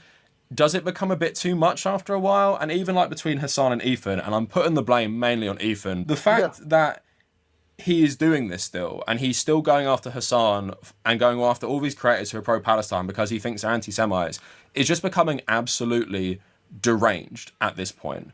And apparently him and Hassan are going to speak, and I don't even think there's a point to that because it's just a spectacle. Do you really think they're going to reconcile? No, of course not. They've been going at each other for ages, while at the same time, all of this terrible shit in Gaza is still continuing. And meanwhile, H3 fans, because of their parasocial relationship with Ethan, are just doing like the most unhinged. Like, he's such a bizarre guy to have he's such a bizarre guy to have a parasocial relationship with. Like, he's unhinged. Up until this debate, he looked gross. Like, just gross to be around. Between his hair, like all the weird mannerisms, like the unhealthy amount of weight loss, like he looks like a weird corpse. Like he looks like that skeleton zombie from the 28 Years Later trailer. Like that's what he looks like. He's so bizarre. I just don't understand having a parasocial relation with it. It doesn't make any sense to me. Shit. Like, you might have seen this recently where one found like Noah Sampson on a dating app, and they're talking about going on a date with him before confronting him about his pro-Palestinian advocacy. How this is just still concerned.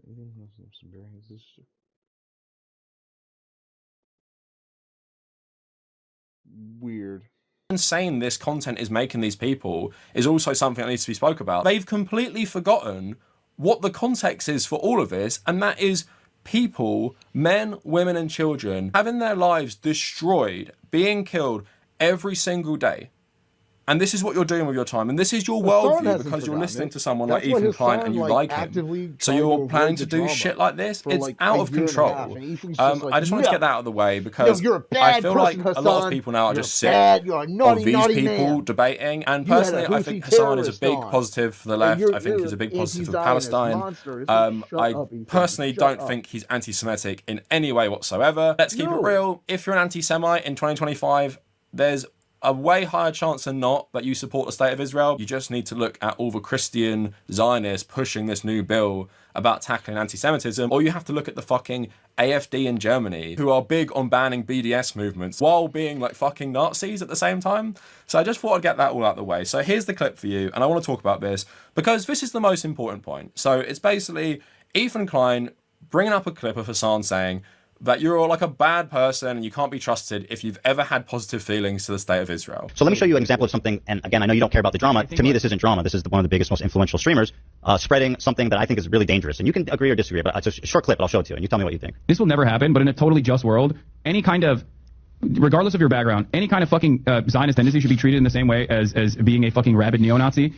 And you shouldn't even let someone be the fucking local dog catcher as Felix was posting if they've ever exhibited any sort of like positive feelings about the state of Israel. I'm so serious about this.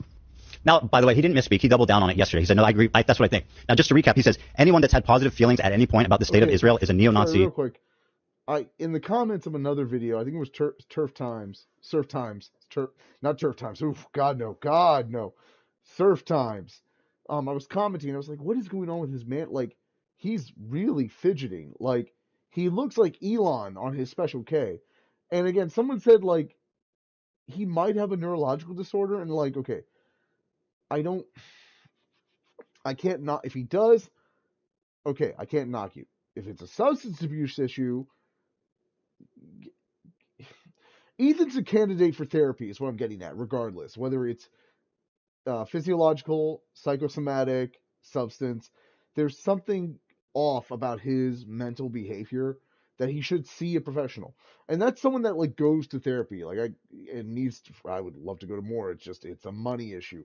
But he can afford it. He can afford all the therapy. And it's like, dude, get into therapy, get some help, talk to someone, stop obsessing over Hassan and Noah, all these guys that are getting, like, more pussy than you, and you're upset that you're stuck with Gila. Like, I mean, we don't know that. That's an alleged thing. But, I mean, like, come on, man. Like, I'm surprised she wasn't on the debate. I'm very surprised about that. Like, while I know it's geared, like, Sam and Ethan and, like, they're the ones with the relationship, I thought Gila would insert herself. But I think even she realizes, like, you're not going to beat Sam Cedar at this. You're just not. Okay? Like, he's the most consistent, honest, fair representative going after Israel for their insanity and their genocide. Like,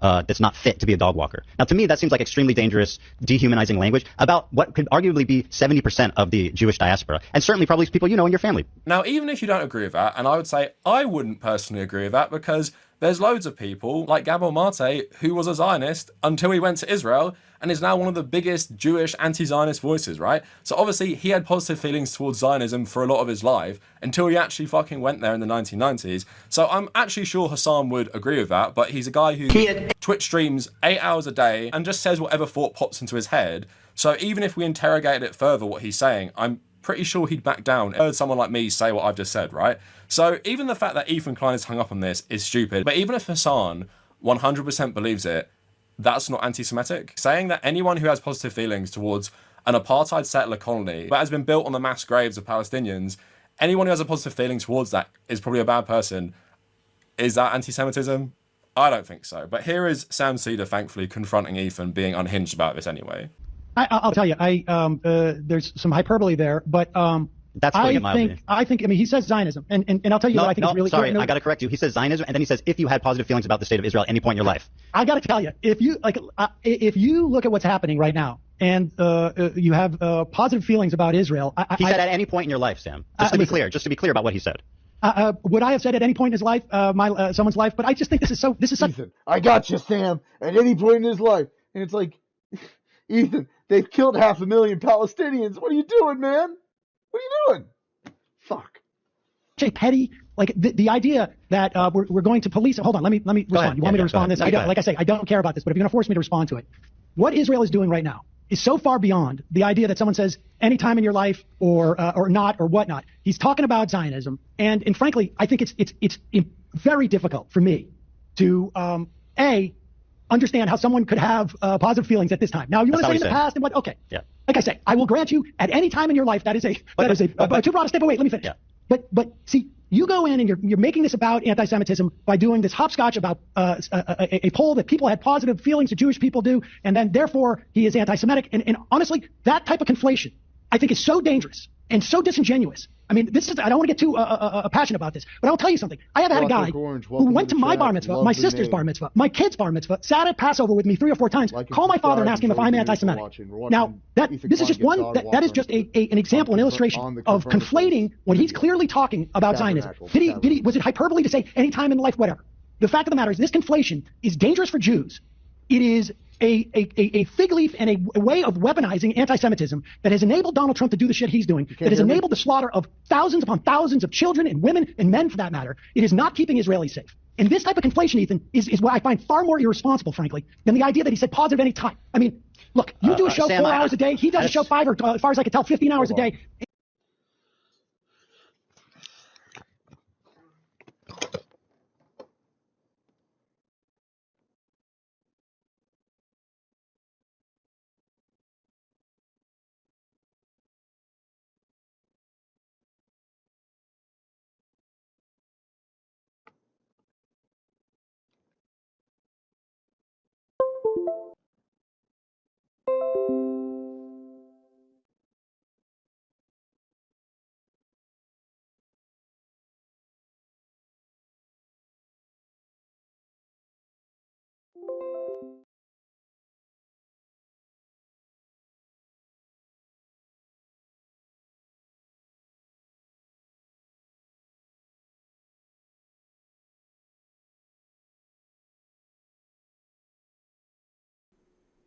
Okay, what's going on here?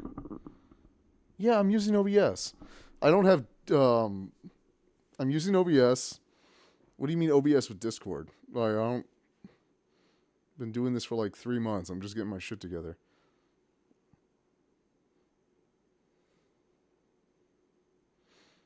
Well, yeah, I was using my headphones. I've been looking for them and I was fucking around with them today.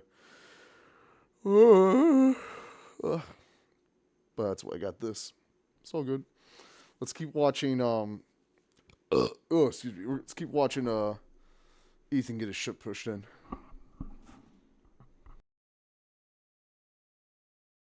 And It's all good, man. to focus in on that one tiny clause. This is not one tiny clip, Sam. But you don't know. This is a totality of behavior. But you and by the way, it's easy. And I appreciate that you can hand wave it away and say that it doesn't. I'm an American. Like, I don't see myself as a socialist. I'm a very far leftist, but why?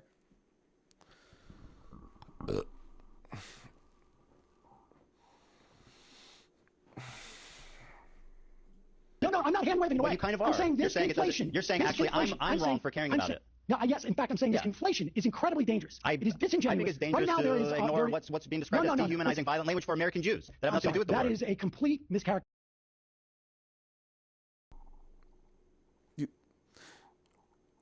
Okay, I know you're drinking. You're a far-right socialist. Are you saying you're a Nazi? What? What?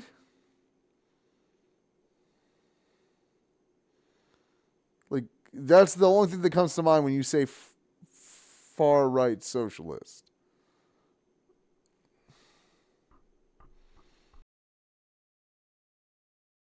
It's not. He's not fit to be a dog walker. He never says the word Jews. He says a neo. Listen, how many members of Kufi have positive feelings? How many millions of members of Kufi, the Christian organization, have positive feelings for Jews? It is clearly not a function of their Judaism. It is not a function of their Judaism, and so it is not describes most Jews. No. Yes, it does, Sam. It describes most Christian evangelicals too. It may do them too, but it also describes 73% of Jews. That is not anti-Semitism. That is about I don't know. belief. What do you call it when somebody's discriminating against the vast majority of a racial or religious group, Sam? I'm sorry. You want to look at evangelical Jews? I don't care about evangelical people. Okay, but I'm talking about the way you're constructing this. I think you can say the same thing about Christian evangelicals too. It is not anti-Semitism. It is not. It just isn't. Like, taking one example in isolation, which is what we've done here. Well, you're the one who gave it to me. Ethan not only has positive feelings towards the state of Israel, he wasn't born there, but he went there and became a citizen. So when Hassan says something like this, he's calling out Ethan, but as Sam makes the point, as another Jewish person, saying that could mean loads of Christian evangelicals. And in American politics, they're just as influential, if not more, on the US government's direction on their policies regarding Israel, especially in the Republican Party, right? So it's absolutely unhinged to say. And also, here's the problem, right? If we're going to say that because 70% of Jews have a positive view of Israel, if you criticize Jews who have a positive view of Israel, that means you're anti-Semitic. That is just you defending Zionism as a part of Jewish identity, rather than saying Zionism has only existed for maybe 200 years, hasn't become popular until 100 years ago. And because Ethan doesn't know anything about Israeli history, Destiny's not on the left. Destiny's like a pedophile. What? What do you mean left is eating left? No? The OG founders of Israel were not religious. They were not religious. That was something that... No, dude, Destiny's a fucking pedophile and he's a genocide endorser. He's not a leftist. He said he wants the genocide of the Palestinian people. That's not a leftist position. And he keeps hitting on minors and fucking his reply girls. Like, he's not a leftist. Like, he's a piece of shit. That's why he's Sex Destiny. Became more popular in the 1960s after the Six-Day War, where people in Israel started to combine Orthodox Judaism. I mean, he isn't, but you can think whatever you want. I don't really care. Like, he's I don't know. You can't be on the left and say, I hope all the Palestinians get genocide. That's an instant disqualifier. Like, you can't say that. With Zionism, right? So even in terms of the religious context, it's a newer development that has been happening, right? But then we have to say that religion and ethnic identity has been hijacked by an ideology based around apartheid and the subjugation of another group of people, right? So the criticism can easily be made without being anti-Semitic of if Zionism has become increasingly popular among the Jewish population, but let's also make it clear, not all of them, that's just a problem within that religion happening. The same way with many like Catholic denominations and stuff, like Irish Americans are so fucking conservative, right? Despite the fact they were treated terribly by American society. Why would anyone want to nuke Israel? I don't... Yeah, Destiny wants to, like, nuke Palestine. He doesn't... But why would anyone say nuke Israel? Like, the solution to a genocide is not more genocide. Now they are just these radical extremists, a lot of them, and we have... No, we're adults. If you're not an adult, like, understand that... When I was a child, when I was, like, in high school, I was like... Why don't we take all gay people with AIDS and send them to Mars? That way no one has AIDS anymore. And people rightfully looked at me like I was a fucking idiot. Like, you can't, no, you don't solve genocide with genocide. You don't get to say you're the bigger and better person by committing mass murder. It's not how that works. Like, we have to be adults here. Like, the only path forward is peace. No, that's, again, okay, like, dude, I just explained to you, like, that was a mindset I had when I was, like, a dumb teenager, and now I'm, like, a grown adult. Like, you can't, yeah, peace is what should be pursued. Like, why wouldn't you, like, you're talking about getting to peace through the path of, like, horrific murder, like, mass murder, and I'm saying, like, yeah, but it's ultimately the goal we should pursue and not take shortcuts in mass murder to get there. It's just how it should be. To look at how that happened, you made a comment that like, oh yeah, most Catholics who are anti-abortion are bad people. Imagine someone like myself. What? I mean, whose ever perspective is the least amount of unnecessary murders. Like, dude, what you're starting to sound like Ultron. Like, you didn't want peace, you wanted quiet. And it's like, I just want the path with the least amount of dead people. Like, let's not overcomplicate, let's not oversimplify, let's just, that's the goal, let's go for that. Who was raised Catholic then saying, oh my God, you're a bigot against Catholics. That is basically what Ethan Klein is doing here. And anyone can see it for what it is. He doesn't even understand what is the difference between anti-Zionism and anti-Semitism, because Hassan isn't anti-Semitic. What he said in that context isn't anti-Semitic. And if the majority of Jews believe something bad, calling that out as a problem within that community is not someone being a bigot against that ethnic identity or religion. That must be clear to absolutely fucking anyone. And thankfully, he is talking to another Jewish man about this who is checking his shit. So yeah, for Ethan Klein, like with many of his random dramas over the years, it's because he got his feelings hurt. It's because he got called out. And it's clear his media bubble is so pro-Israeli. And even the stuff Hila Klein has said on the podcast, even praising war criminals, by the way, you can tell the bubble he lives in has cocooned him. Yeah, I love how Ethan thinks he's like pro-Palestine. And he's like, but then him and Hila were upset, like, yeah, they removed Yoav Gallant. That was so bad of them. He was such a nice guy. And it's like, what the fuck? from actually having a rational conversation on this issue, because also he takes everything so personally. Now, again, I don't want to focus so much on Hassan as Ethan Klein, as Sam Cedar. This has real world implications. Like with Sam saying, Jews I know in my life are now asking me if I'm an anti-Semite because I'm against Israel because of people like you. And this is where it leads. This is literally the end goal of all this shit. And this is something that Ethan Klein has helped himself, and he's helped across platforms like Twitch. So Forward, which is a Jewish organization, wrote, why the Anti-Semitism Awareness Act now has a religious liberty clause to protect Jews killed Jesus statement. Now, I'll tell you as someone who's done a lot of medieval history and just has studied a lot of stuff to do with anti-Semitism in my degrees, the sentiment that the Jews killed Jesus is like one of the oldest anti-Semitic tropes used to persecute Jews forever.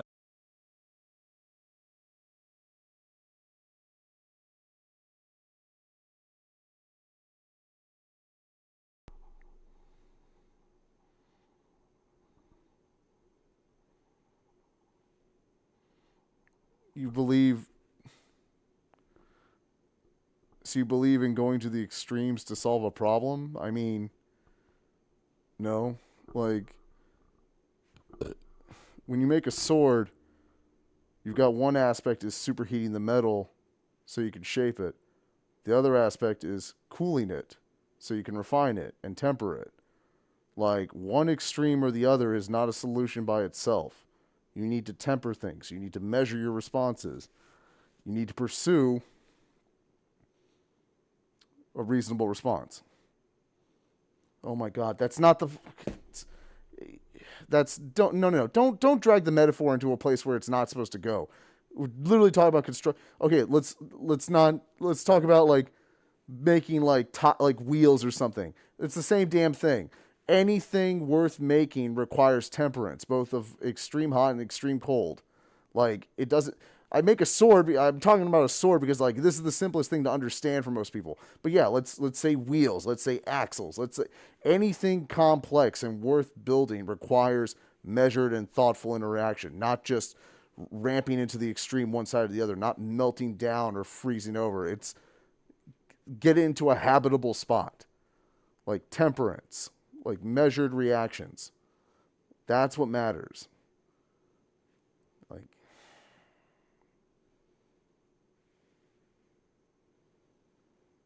I'm not. I don't like this chaos. Like, the American people are suffering right now needlessly. And it's like the goal should be the least amount of human suffering. The most amount of prosperity for Americans. And like infighting especially doesn't do anything for us. Like, yeah. In the First Crusade, there was like this fanatical rabble called the People's Crusade who went first, filled with peasants and filled with like people who wouldn't be accepted into like the knightly groups and stuff, right? When they got to Hungary, they just started killing Jews because they killed Jesus, right? These are people who were on a crusade to save Jerusalem from Muslims, and they just did this. I'm not exactly sure what outcome you're hoping for, but right now things are not going good for the working class, for the laborers, and infighting and all that. Like if the goal isn't to improve the conditions of the 80% working and lower classes, like I'm not in favor of that. Like, and right now, like that's all I see. Because they were fanatical and they're like, oh well, you killed Jesus, and it's how a lot of Christians got on board with what happened in Germany as well. Who like, cares it's about gone Jill on Stein? for She so long, sucks. the Inquisition, everything. Jews have been persecuted by Christians for basically like 1,700 years because of the Jews killed Jesus, even though, of course, the people who actually did it was the Roman Empire. So Senate Republicans added an amendment to bipartisan legislation addressing rising anti-Semitism on college campuses that could be seen as a concession to Christian conservatives who want to protect those who preach that the Jews killed Jesus. The final language of the Anti-Semitism Awareness Act was posted online on Tuesday ahead of a committee vote. The added language... Yeah, I mean, they shouldn't have voted for her. Yeah, they shouldn't. Jill Stein was not the measured response. Like, the measured response last time was unfortunately Kamala. And it sucks, but like that's the situation we were put in. Like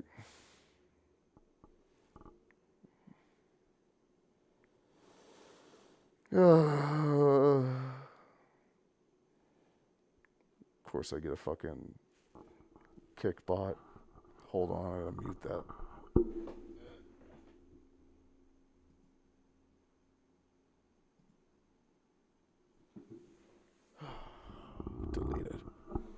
Deleted. Kamala. Obviously Kamala. Absolutely Kamala. Like, Trump is about, like, you ever heard of the 3-door theory? Where it's a game show and you got to choose between 3 doors. The prize is behind one of them. You make the first choice and and then they reveal one of the other 2 doors and the prize is not behind that. Like, the game theory is that, yes, you would then, they give you an option to change your decision after that for the other remaining door. And the game theory is like, yes, you would do that. Like, that's what you would do. Like, we're seeing right now, there's no prize here. This is just, they're gonna finish killing for these. What's going on here? So, yeah, Kamala would have been, wait, hold on.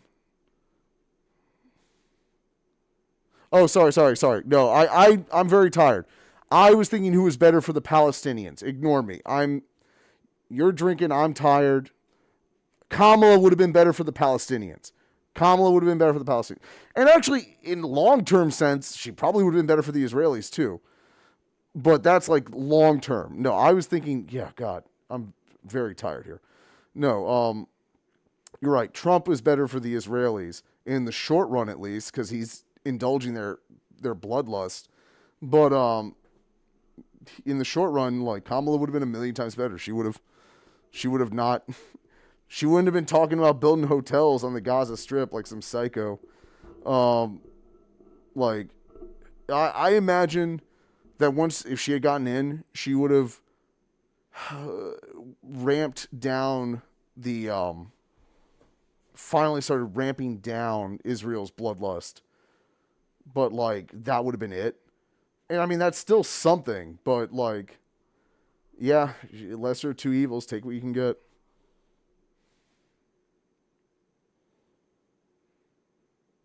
Hassan didn't do that. Glock, don't lie in my chat, man.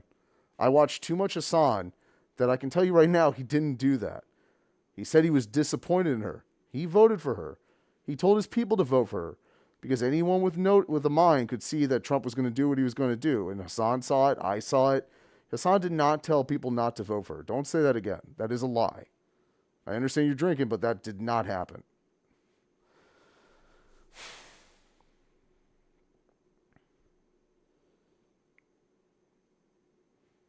No, he didn't. Dude, of course he didn't. Like, no. No, okay. What you're talking about is the long term. And he and I, and Hassan and I have agreed on the same thing, in that if the Democrats voted, I don't want to see it, because I've watched Hassan stream daily. Like, don't worry about it. The point is, what Hassan was talking about, which I believe is what you're talking about, is that if Kamala would have won, the Dems would have just been set up for this failure 4 years from now. Like, Trump either would have potentially ran again, or a new Trump figure would have came in and done exactly what Trump is doing now to get elected. Because the Dems said to their voters that they don't care about what they think. And that's the problem. And yeah, there was speculation that, like, who's to say that, like, Kamala winning, being another lame duck president for 4 years, wasn't going to be potentially just as bad for the American people. But yeah, man, like, Hassan was at the DNC. He's not. Oh God, what are you showing me here? How do you find this stuff on, like, to go? Copy current address.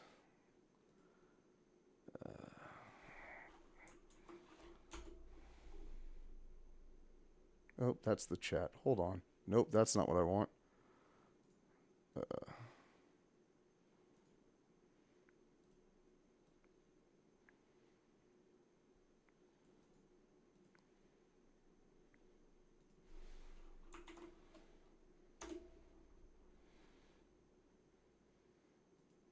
Are you voting for her, or will you not say because you don't want to endorse her? Just curious, because not sure where you stand. What difference does it make in your calculation?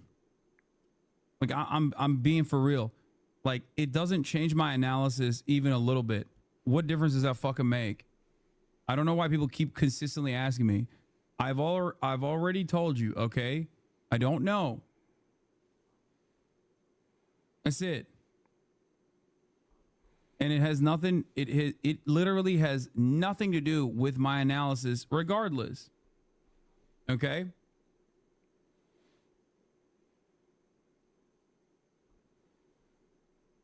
Taking away health insurance. But that's his position she's clearly changed on, and No, she she has said hasn't. she has changed. Yes, she has. I'm not gonna lie to you. I don't want to keep watching this when I got the Tabernacle video going. They shouldn't have kicked him out of the DNC. I don't know what to say there. Like, that's on the Dems. Like, they should have let him stay at the DNC and talk about being pro-Palestine.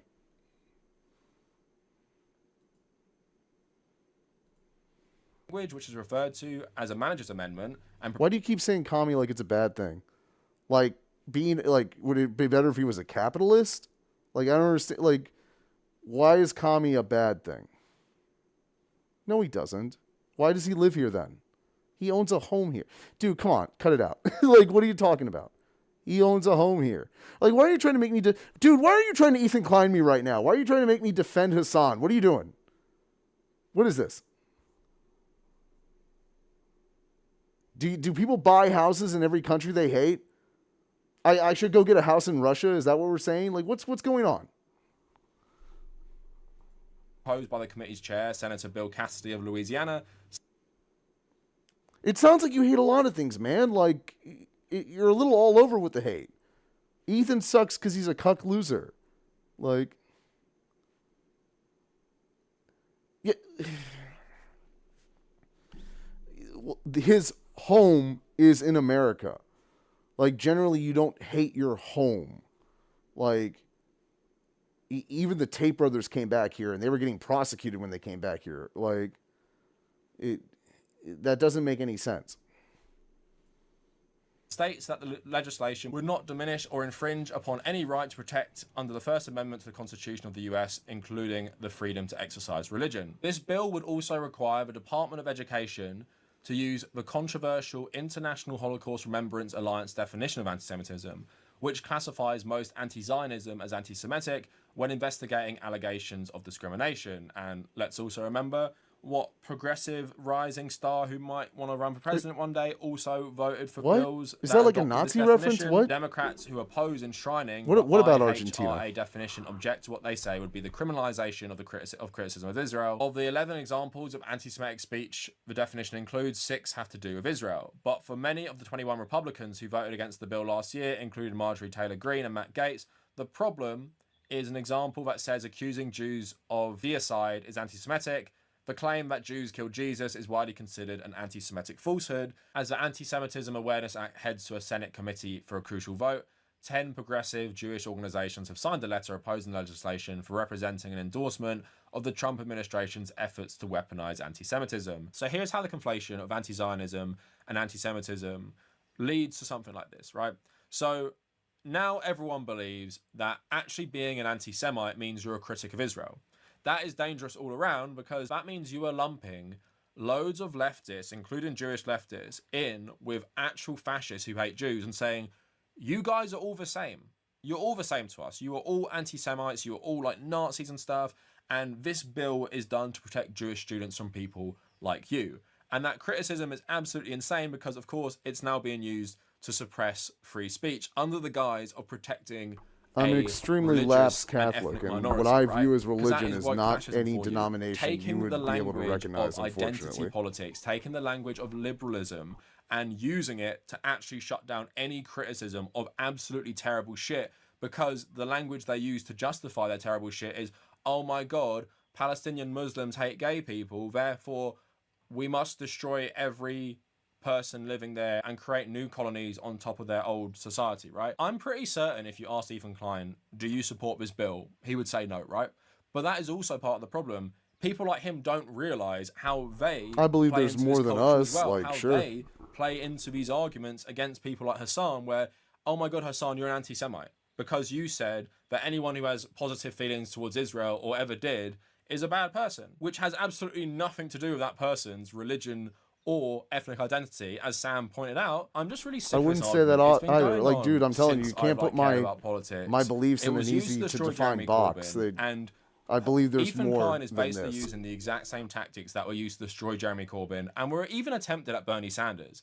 Doesn't work because Bernie Sanders is a Zionist who just has criticisms of Israel, right? And also he's a Jew himself. But Is they that like try an this all the X-wing? time, that Like anyone who criticizes Israel is actually an anti-Semite who hates Jewish people, while actually palling around and allying with actual anti-Semites to support Israel, because that's all these people care about. It's all Netanyahu cares about. And for a lot of people who support Israel, they want all Jews to move there in the first place, so they don't actually mind rising anti-Semitism in America and anywhere, which has exploded. And it's not helped by people saying that Gravity yeah, if you actually doesn't care if we Israel, find it subjective you're or part of the not. problem as Like well. there You're the are anti-Semite, because there what are does that objective word even things mean in this anymore? on People this are going to planet. stop caring about Again, it, it's because if you start measuring calling Hassan an anti-Semite measuring and he's as bad their as Nick impact. Fuentes, then people will never take that word seriously, because they're like, that's so obviously not true. Every time you're going to talk about anti-Semitism, I'm just not going to believe you. And they don't know how much this is rolling back actual fights against racism and anti-Semitism by conflating these two things over and over again. This is something our Prime Minister has also done repeatedly as well in the UK. So I'm really sick of it, and I think most people are waking up that this is bullshit, but it's still annoying to see this war against someone like Hassan. We're constantly labelling him an anti. The basis of my entire morality is that it's wrong to punch down at people from a position of power. If you have power, you're meant to lift people up with it. It's the Spider-Man shit. I grew up reading Spider-Man comics and watching Star Trek. My ideas of morality is that less suffering the better, more prosperity the better.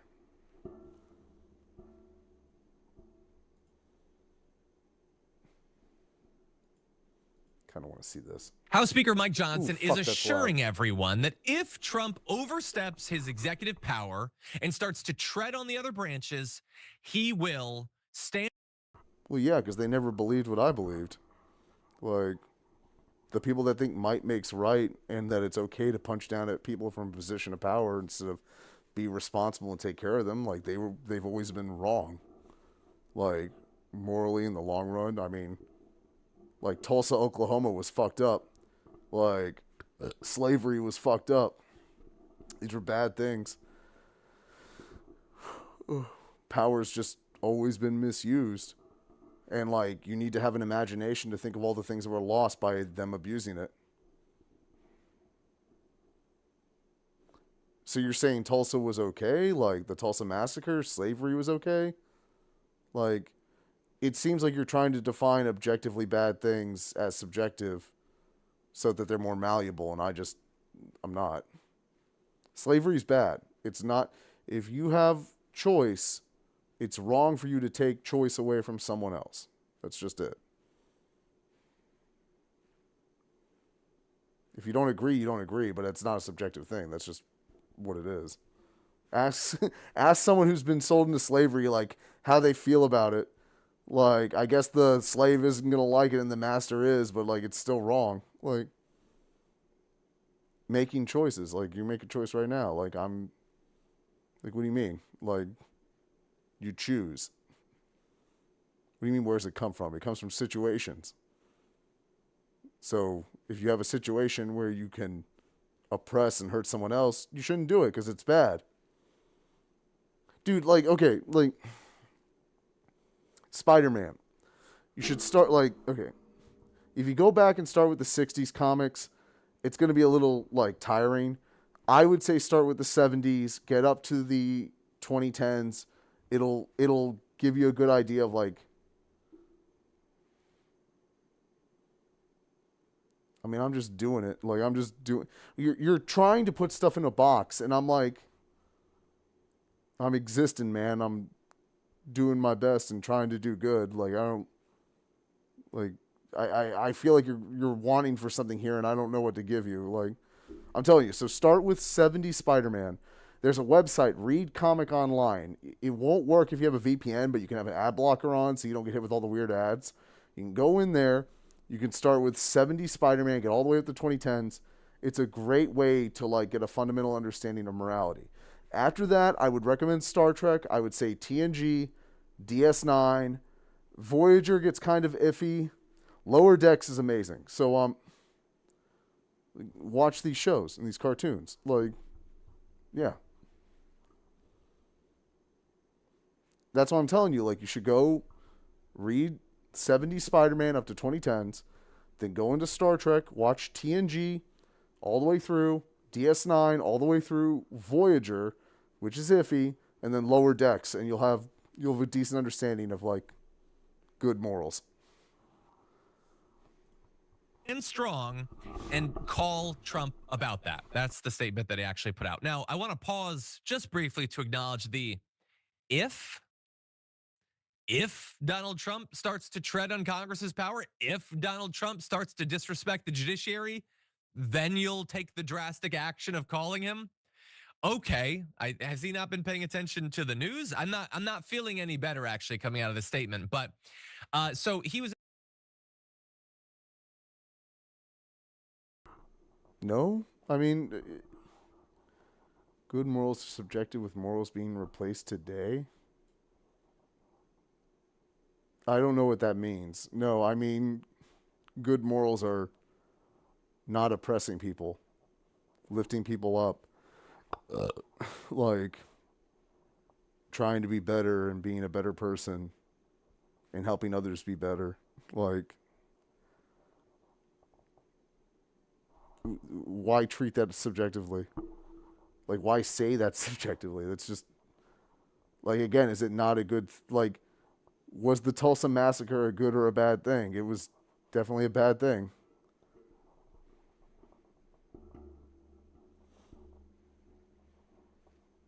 Hold on. What? So you tell a 14-year-old to watch. Started today. Yeah, because it gives you a goal as to how society should be, not how it is.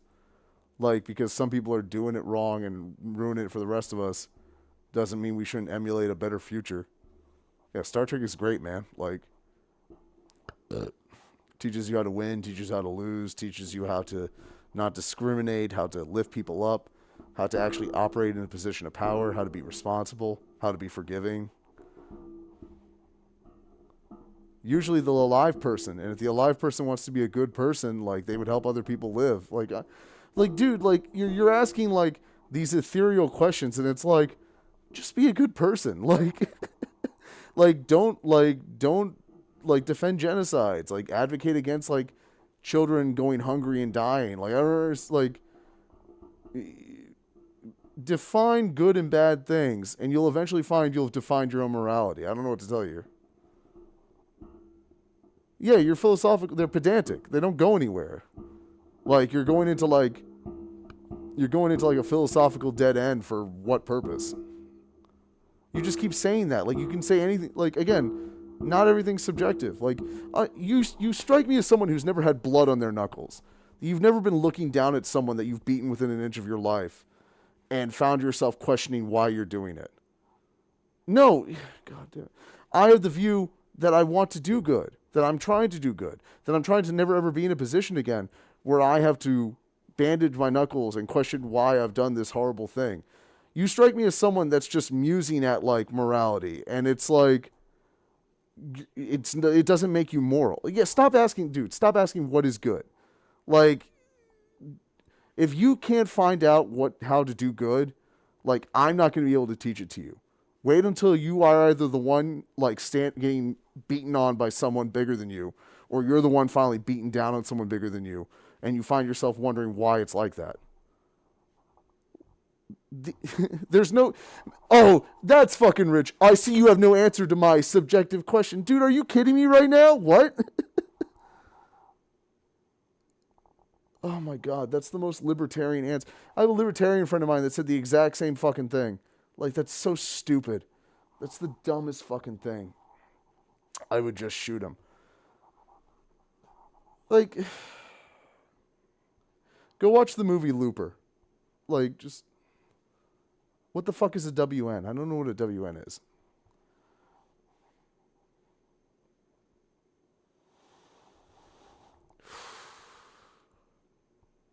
hungry.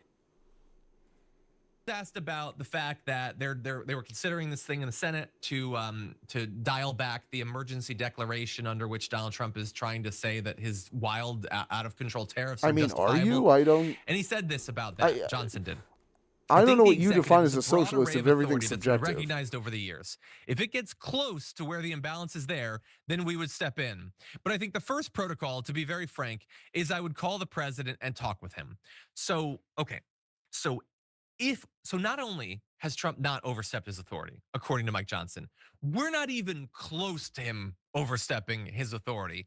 So, and particularly on tariffs, when Donald Trump comes out and says, I'm gonna put a 10% tariff on everyone. Oh, actually 25, maybe 35, maybe 50 on some, 100 on China, 125, also on autos. Now I'm gonna take the auto. I mean, dude, you're broadening like everything.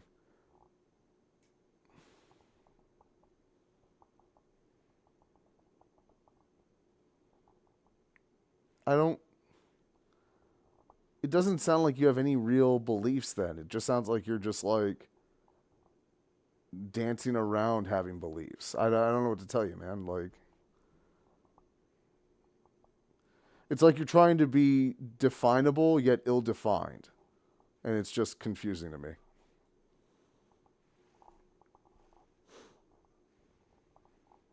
Autos back. Actually, Canada, you're cool. No, Canada, it's back on you. Maybe not maple syrup. We'll see about that. Well, I'll reduce Europe down to 10%. Oh, China, Europe now up to 225%. All that. Mike Johnson has no problem with that. And by the way, as that's happening, the stock market is cratering. $6 trillion evaporates. The vast majority of it has not.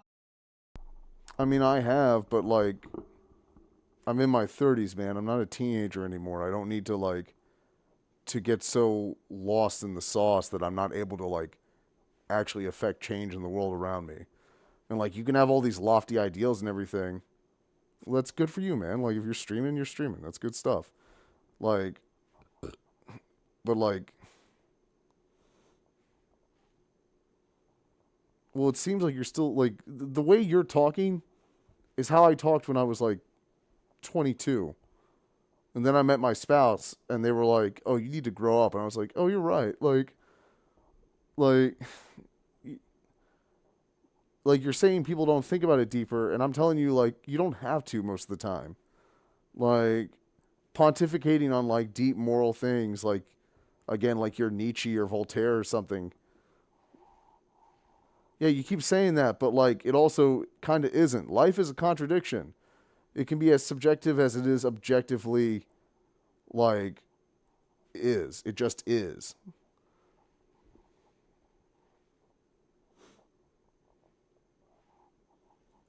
I mean, I take life as I take it, you know, like I make my choices and I try to do my best with them. Like, I don't ruminate on them until they have no meaning, you know? It just seems like I'm not 100% sure like what your position is besides like trying to turn life into a vagary, and it's just, yeah, I don't see it that way. Been recovered. And after all of that, we're not even close to him overstepping his authority. And there I'm just focusing on the tariffs. I mean, we could talk about, you know, the sending US citizens abroad, deporting. Are you talking about like actual activism? I go to protests, man. I call politicians and I cuss them out. Like, I donate to like leftist politicians. I talk to my friends. I got into a fist fight with one of my family members. No, I don't want to do door knocking. I'm not the kind of face you want to see at a door. So you're just going to criticize how I'm doing anything? Like, that's your motivator to me? Like, dude, like I don't live my life based off what you consider like you're trying to get me to like agree to your own moral system, and I'm not going to agree with what you think is me doing enough or not doing enough. I'm doing my part. I'm doing what I feel is enough. I'm doing more than what I did years ago. I'm doing more and more every day. Like, I wasn't streaming 3 months ago. Like, am I not allowed to? What are you talking about? Okay, I was supposed to be at the Mayday protest today, but I had something come up. Like, what do you want from me here, man? Like, I bitch and moan, but I also, like, check out the YouTube. I've got videos of the protests I've been to on there. Like, do you want me to, like, change your mind, or you want me to validate yours? Because it seems like you just want me to validate yours. I don't know. So I should do nothing. This is very... Okay, like, look, dude, if you love Voltaire, you love Voltaire. I don't know what to tell you here. Like, I believe life has meaning, and I believe that when I want things to get better, I'm going to take action. I'm going to vote in the elections too? What? What is your solution? What are you suggesting I should do? Because if the answer is nothing, then no, I'm going to take action. But, like, what, are you expecting me like some crazy right-winger that, like, one of those nuts that tried to assassinate the president? Like, I don't know what you want from me here. Like, do you just want me to give up and not do anything? Like, or do you have some solution to, like, the current government, like, trying to kill all of us? Like, do you have a solution, or you just don't like how I'm doing what I'm doing? Because it seems like you just don't like how I'm doing what I'm doing. And I'm like, I don't know what to tell you. I'm not doing it for you. Like, my morality is not defined by what you think is valid. What am I doing right now? What do you think I'm doing right now? Like, I'm using my days off and going to protests with already existing groups. I'm doing a stream before I have to work in the morning. Like, my 9 to 5, and I got a family that I'm trying to take care of and raise. Like, what do you want? Dude, if you don't like it, leave. Like, I don't know what to tell you. I'm going to keep watching. If I wasn't streaming this, I would just be watching these videos. But instead, I'm streaming them and trying to, like, get an audience. Like, 2 birds, 1 stone. I don't... Like, what do you want? You don't like my bitching and moaning? Then go. Like, I don't know what you want me to tell you.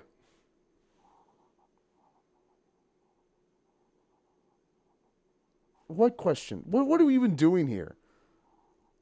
Like, I do not understand what is going on. You just seem mad at me for existing, and I'm like, sorry. Like, you want a medal or something?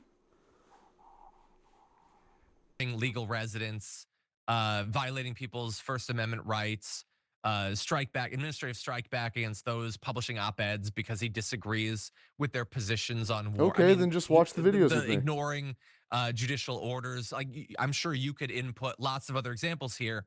Not only is that not a concern, we're not even close to him being a concern. And if it... Glock, if I was heated with you, I would just block you. That's what I've done every time someone's just come in here and been annoying as piss. I give them the timeout, and then they usually just leave after that. Like, again, what do you want here, man? I'm too tired to, like, blow up. And sometimes I will blow up. Like, it's entertaining. I don't have the energy right now. So you can watch the videos with me, or you can head on out. I don't know what to tell you. Ever was. Imagine what Donald Trump would have to do for Mike Johnson to be willing to admit that he'd overstepped his power. How wildly dictatorial he would have to be. Remember, this guy already tried to overthrow the results of an election. None of that concerned Mike Johnson.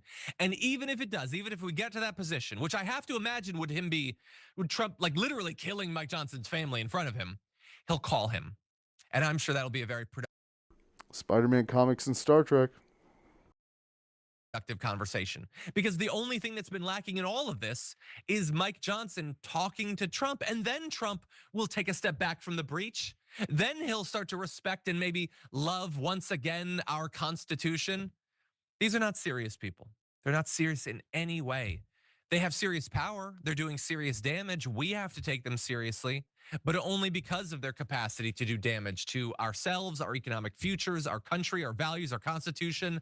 In no inherent fashion are any of these people serious. And I will add him into the group of, he's not a man, not by any measure. How I might define masculinity, even toxic masculinity, he doesn't measure up to literally any of it. He is a tiny, fawning, pathetic, bowing down, lips to the ground, pathetic baby boy doing the service of a fascist dictator. That's it. And we have to watch all of this. We have to watch this ridiculous, I don't want to use the terminology that I'm using. Elon Musk was there for the Faunathon in the cabinet. And because he is at least as pathetic as Donald Trump, if not more so, he had to make the entire thing cringy, even by the standards of that bizarre political circle jerk going on. Take a look. I love the double hat, by the way. He's the only one that can do that. Get away with it. Well, Mr. President, they say I wear a lot of hats. It's true. Even my hat has a hat.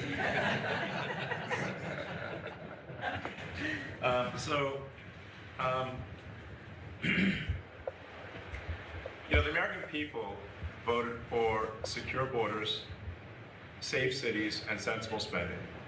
And that's what they've gotten. A tremendous amount has been accomplished in the first 100 days. As everyone has said, it's more than Just like and subscribe and or join the Discord. Like ever. Period. I just hop on when I have free time. So this portends very well for what happens in the rest of the administration. Yawn. I think this could be the greatest administration since founding of the country. I don't like that at all. I mean, look, I hate Elon Musk as much as the next guy, and according to opinion polls, that's most guys actually. But he put on the hat, the two hats, and he sat there for 2 minutes, 5 minutes, 20 minutes, an hour. It's not supposed to look good. Like it just is. And he's like, okay, when they go to me, I'm gonna say, I wear a lot of hats. And then he did it. And everybody around the table just awkward. I don't know what National Socialist videos you're watching, but at the same time, like, yeah, it's just a mask. So, like, don't worry about it. Awkwardly laughed. We know from like leaks, they all hate him for obvious reasons. He's cringing. He makes the entire thing about himself, and he has to make jokes, even though he's literally never said anything funny in his life. And he made everybody sit around for that. It's the fork with the spoon all over again, except the cameras are rolling. And he did that because he actually doesn't know how pathetic that makes him look. So utterly, like him and Trump are the two avatars of the MAGA movement. Like they are the ones they look to. This is what men think they should aspire to be. And I don't think I can come up with two worse role models than that. I like pick random criminals. I would be more comfortable with you patterning your life on random criminals than these pathetic, needy men. In any event, it gets worse because he was asked about leaving Doggy, and he said this: Doggy is a way of life, like Buddhism. Buddha isn't alive anymore. You wouldn't ask the question, who would lead Buddhism?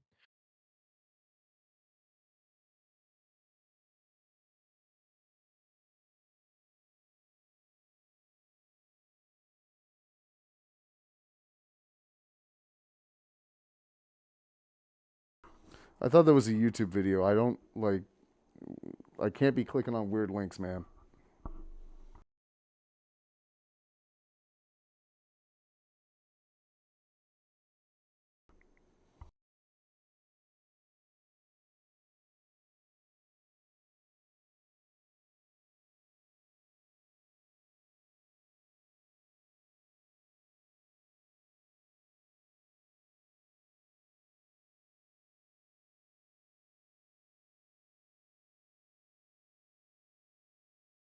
Well, no, I probably wouldn't reference Buddhism at all in response to your stupid, corrupt little organization because that's a weird.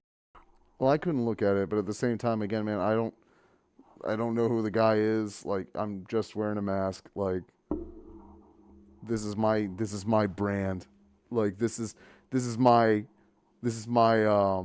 Penguin Zero's got long hair. This is my XQC sits like a fucking vulture.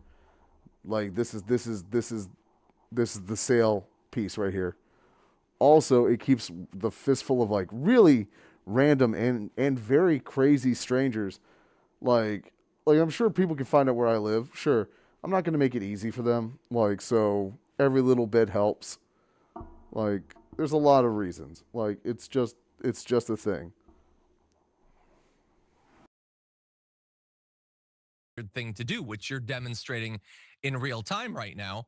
And so Well, it's not a religion. You're going in and you're just like wrecking databases. You're, I don't know, compromising security. You're making it so people can't call up Social Security. Is that fundamental to many religions? I don't know. I'm an atheist. I'm not involved in organized religion. I don't think that's a big part of it.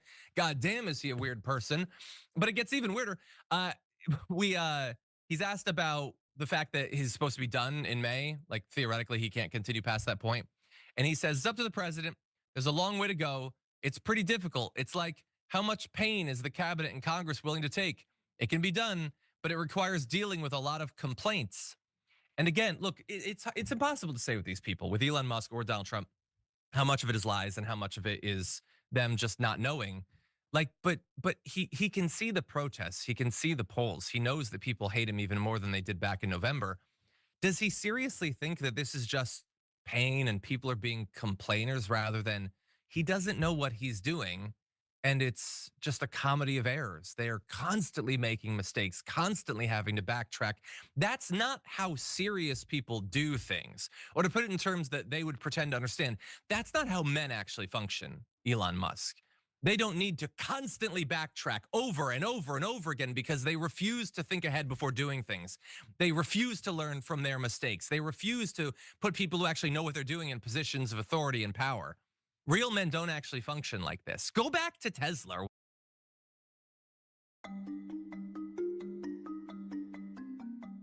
Elon Musk is terrible in every way, and he's a guy with a big family, and so that doesn't get to be immune to that. His relationship with all of them is both terrible and I also think illuminating. Okay, I think that there is something that we can learn about who he is and what he values with the way he treats his family.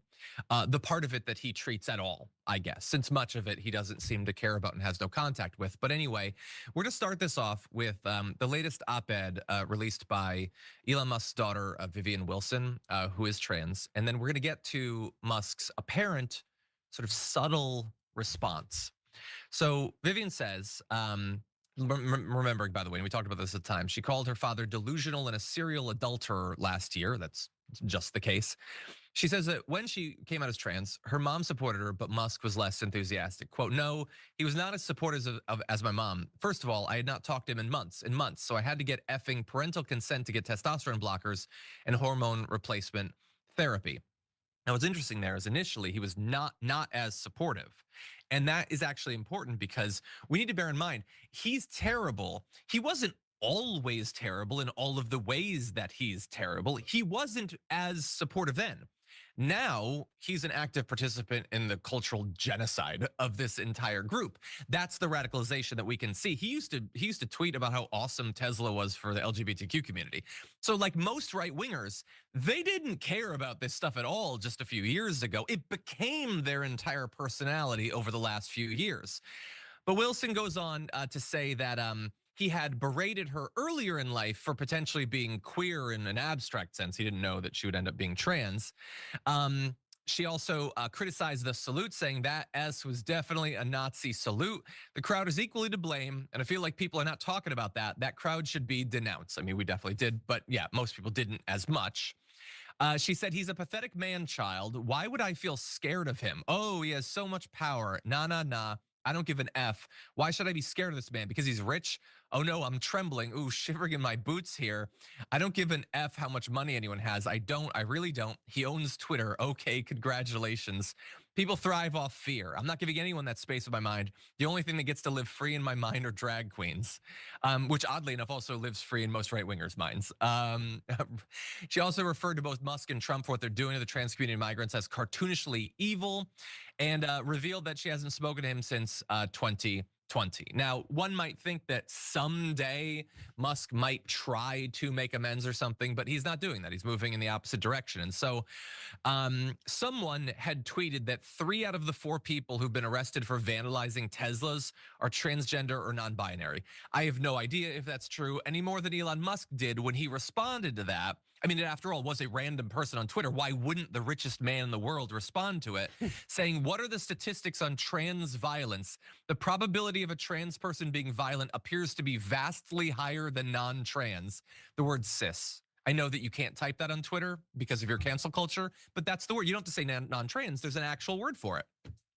Hormone injections cause extreme emotional volatility that is simply a fact. No, it's not actually a fact, and he doesn't know what he's talking about, but that's never stopped him before. So because what he's doing there is elevating like conspiracy theories or whatever designed to demonize trans people, that obviously led to more of it. That's the point of him doing it. And so this one, again, random person who pays to be on Twitter posted a chart implying that trans people commit sexual violence more than cis people. And he responds saying, wow, trans violence is extremely far above normal levels, which is a normal way to respond as a wealthy, more than 50-year-old.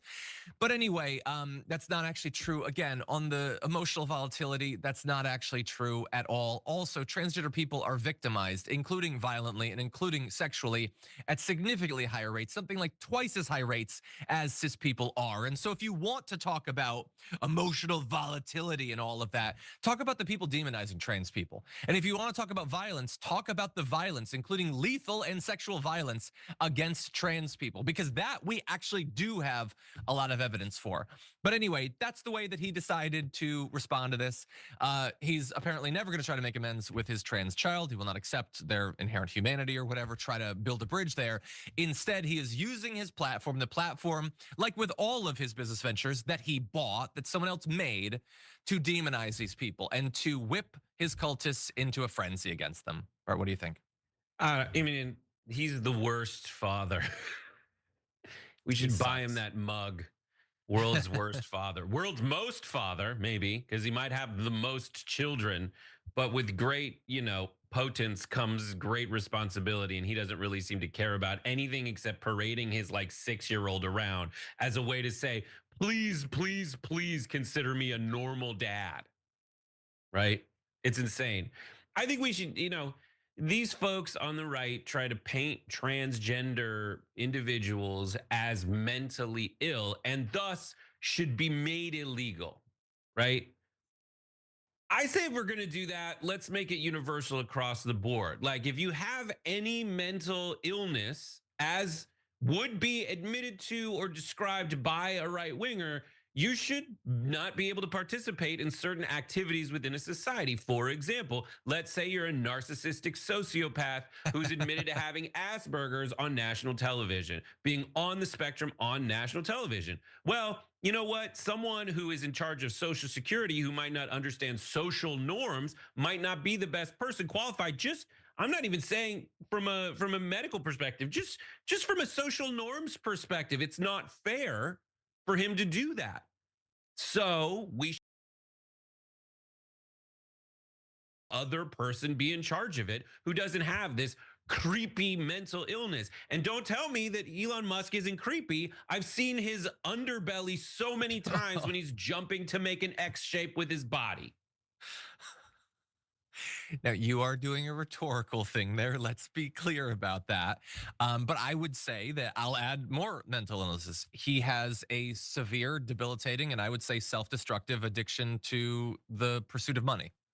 I think it's very clear. We understand hoarding when it's jars of fingernails or whatever. Why do we not understand it when it's money? Money that you'll never be able to spend, stupid, pointless money, digital money that doesn't actually exist, doesn't matter at all.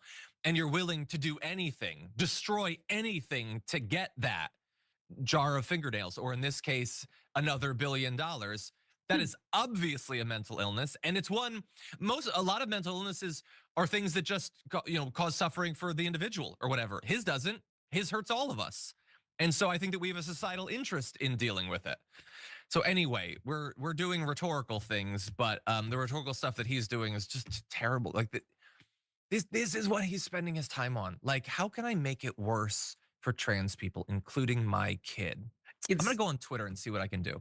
There's a scene in The Office. In America. There's a scene in The Office where for a second they think that Kevin's really smart, but they just realize that no, he's just an idiot. And that's what my take on Elon Musk. Oh, maybe he's just an idiot. Maybe he's not like an iconoclastic outside the box thinker. Maybe he's like, what if we caught rockets on chopsticks? Like as he's in a fever dream who knows on what medications, I've been trying eating to- Chinese food. Ketamine. All right, I'm gonna call it. I'm too tired tonight. It's been a long day in spite of not being able to go to the protest, but I'll be back on when I'm back on. Luma will probably join me next time. I'm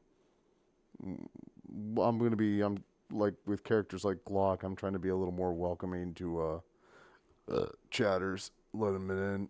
Letting them in.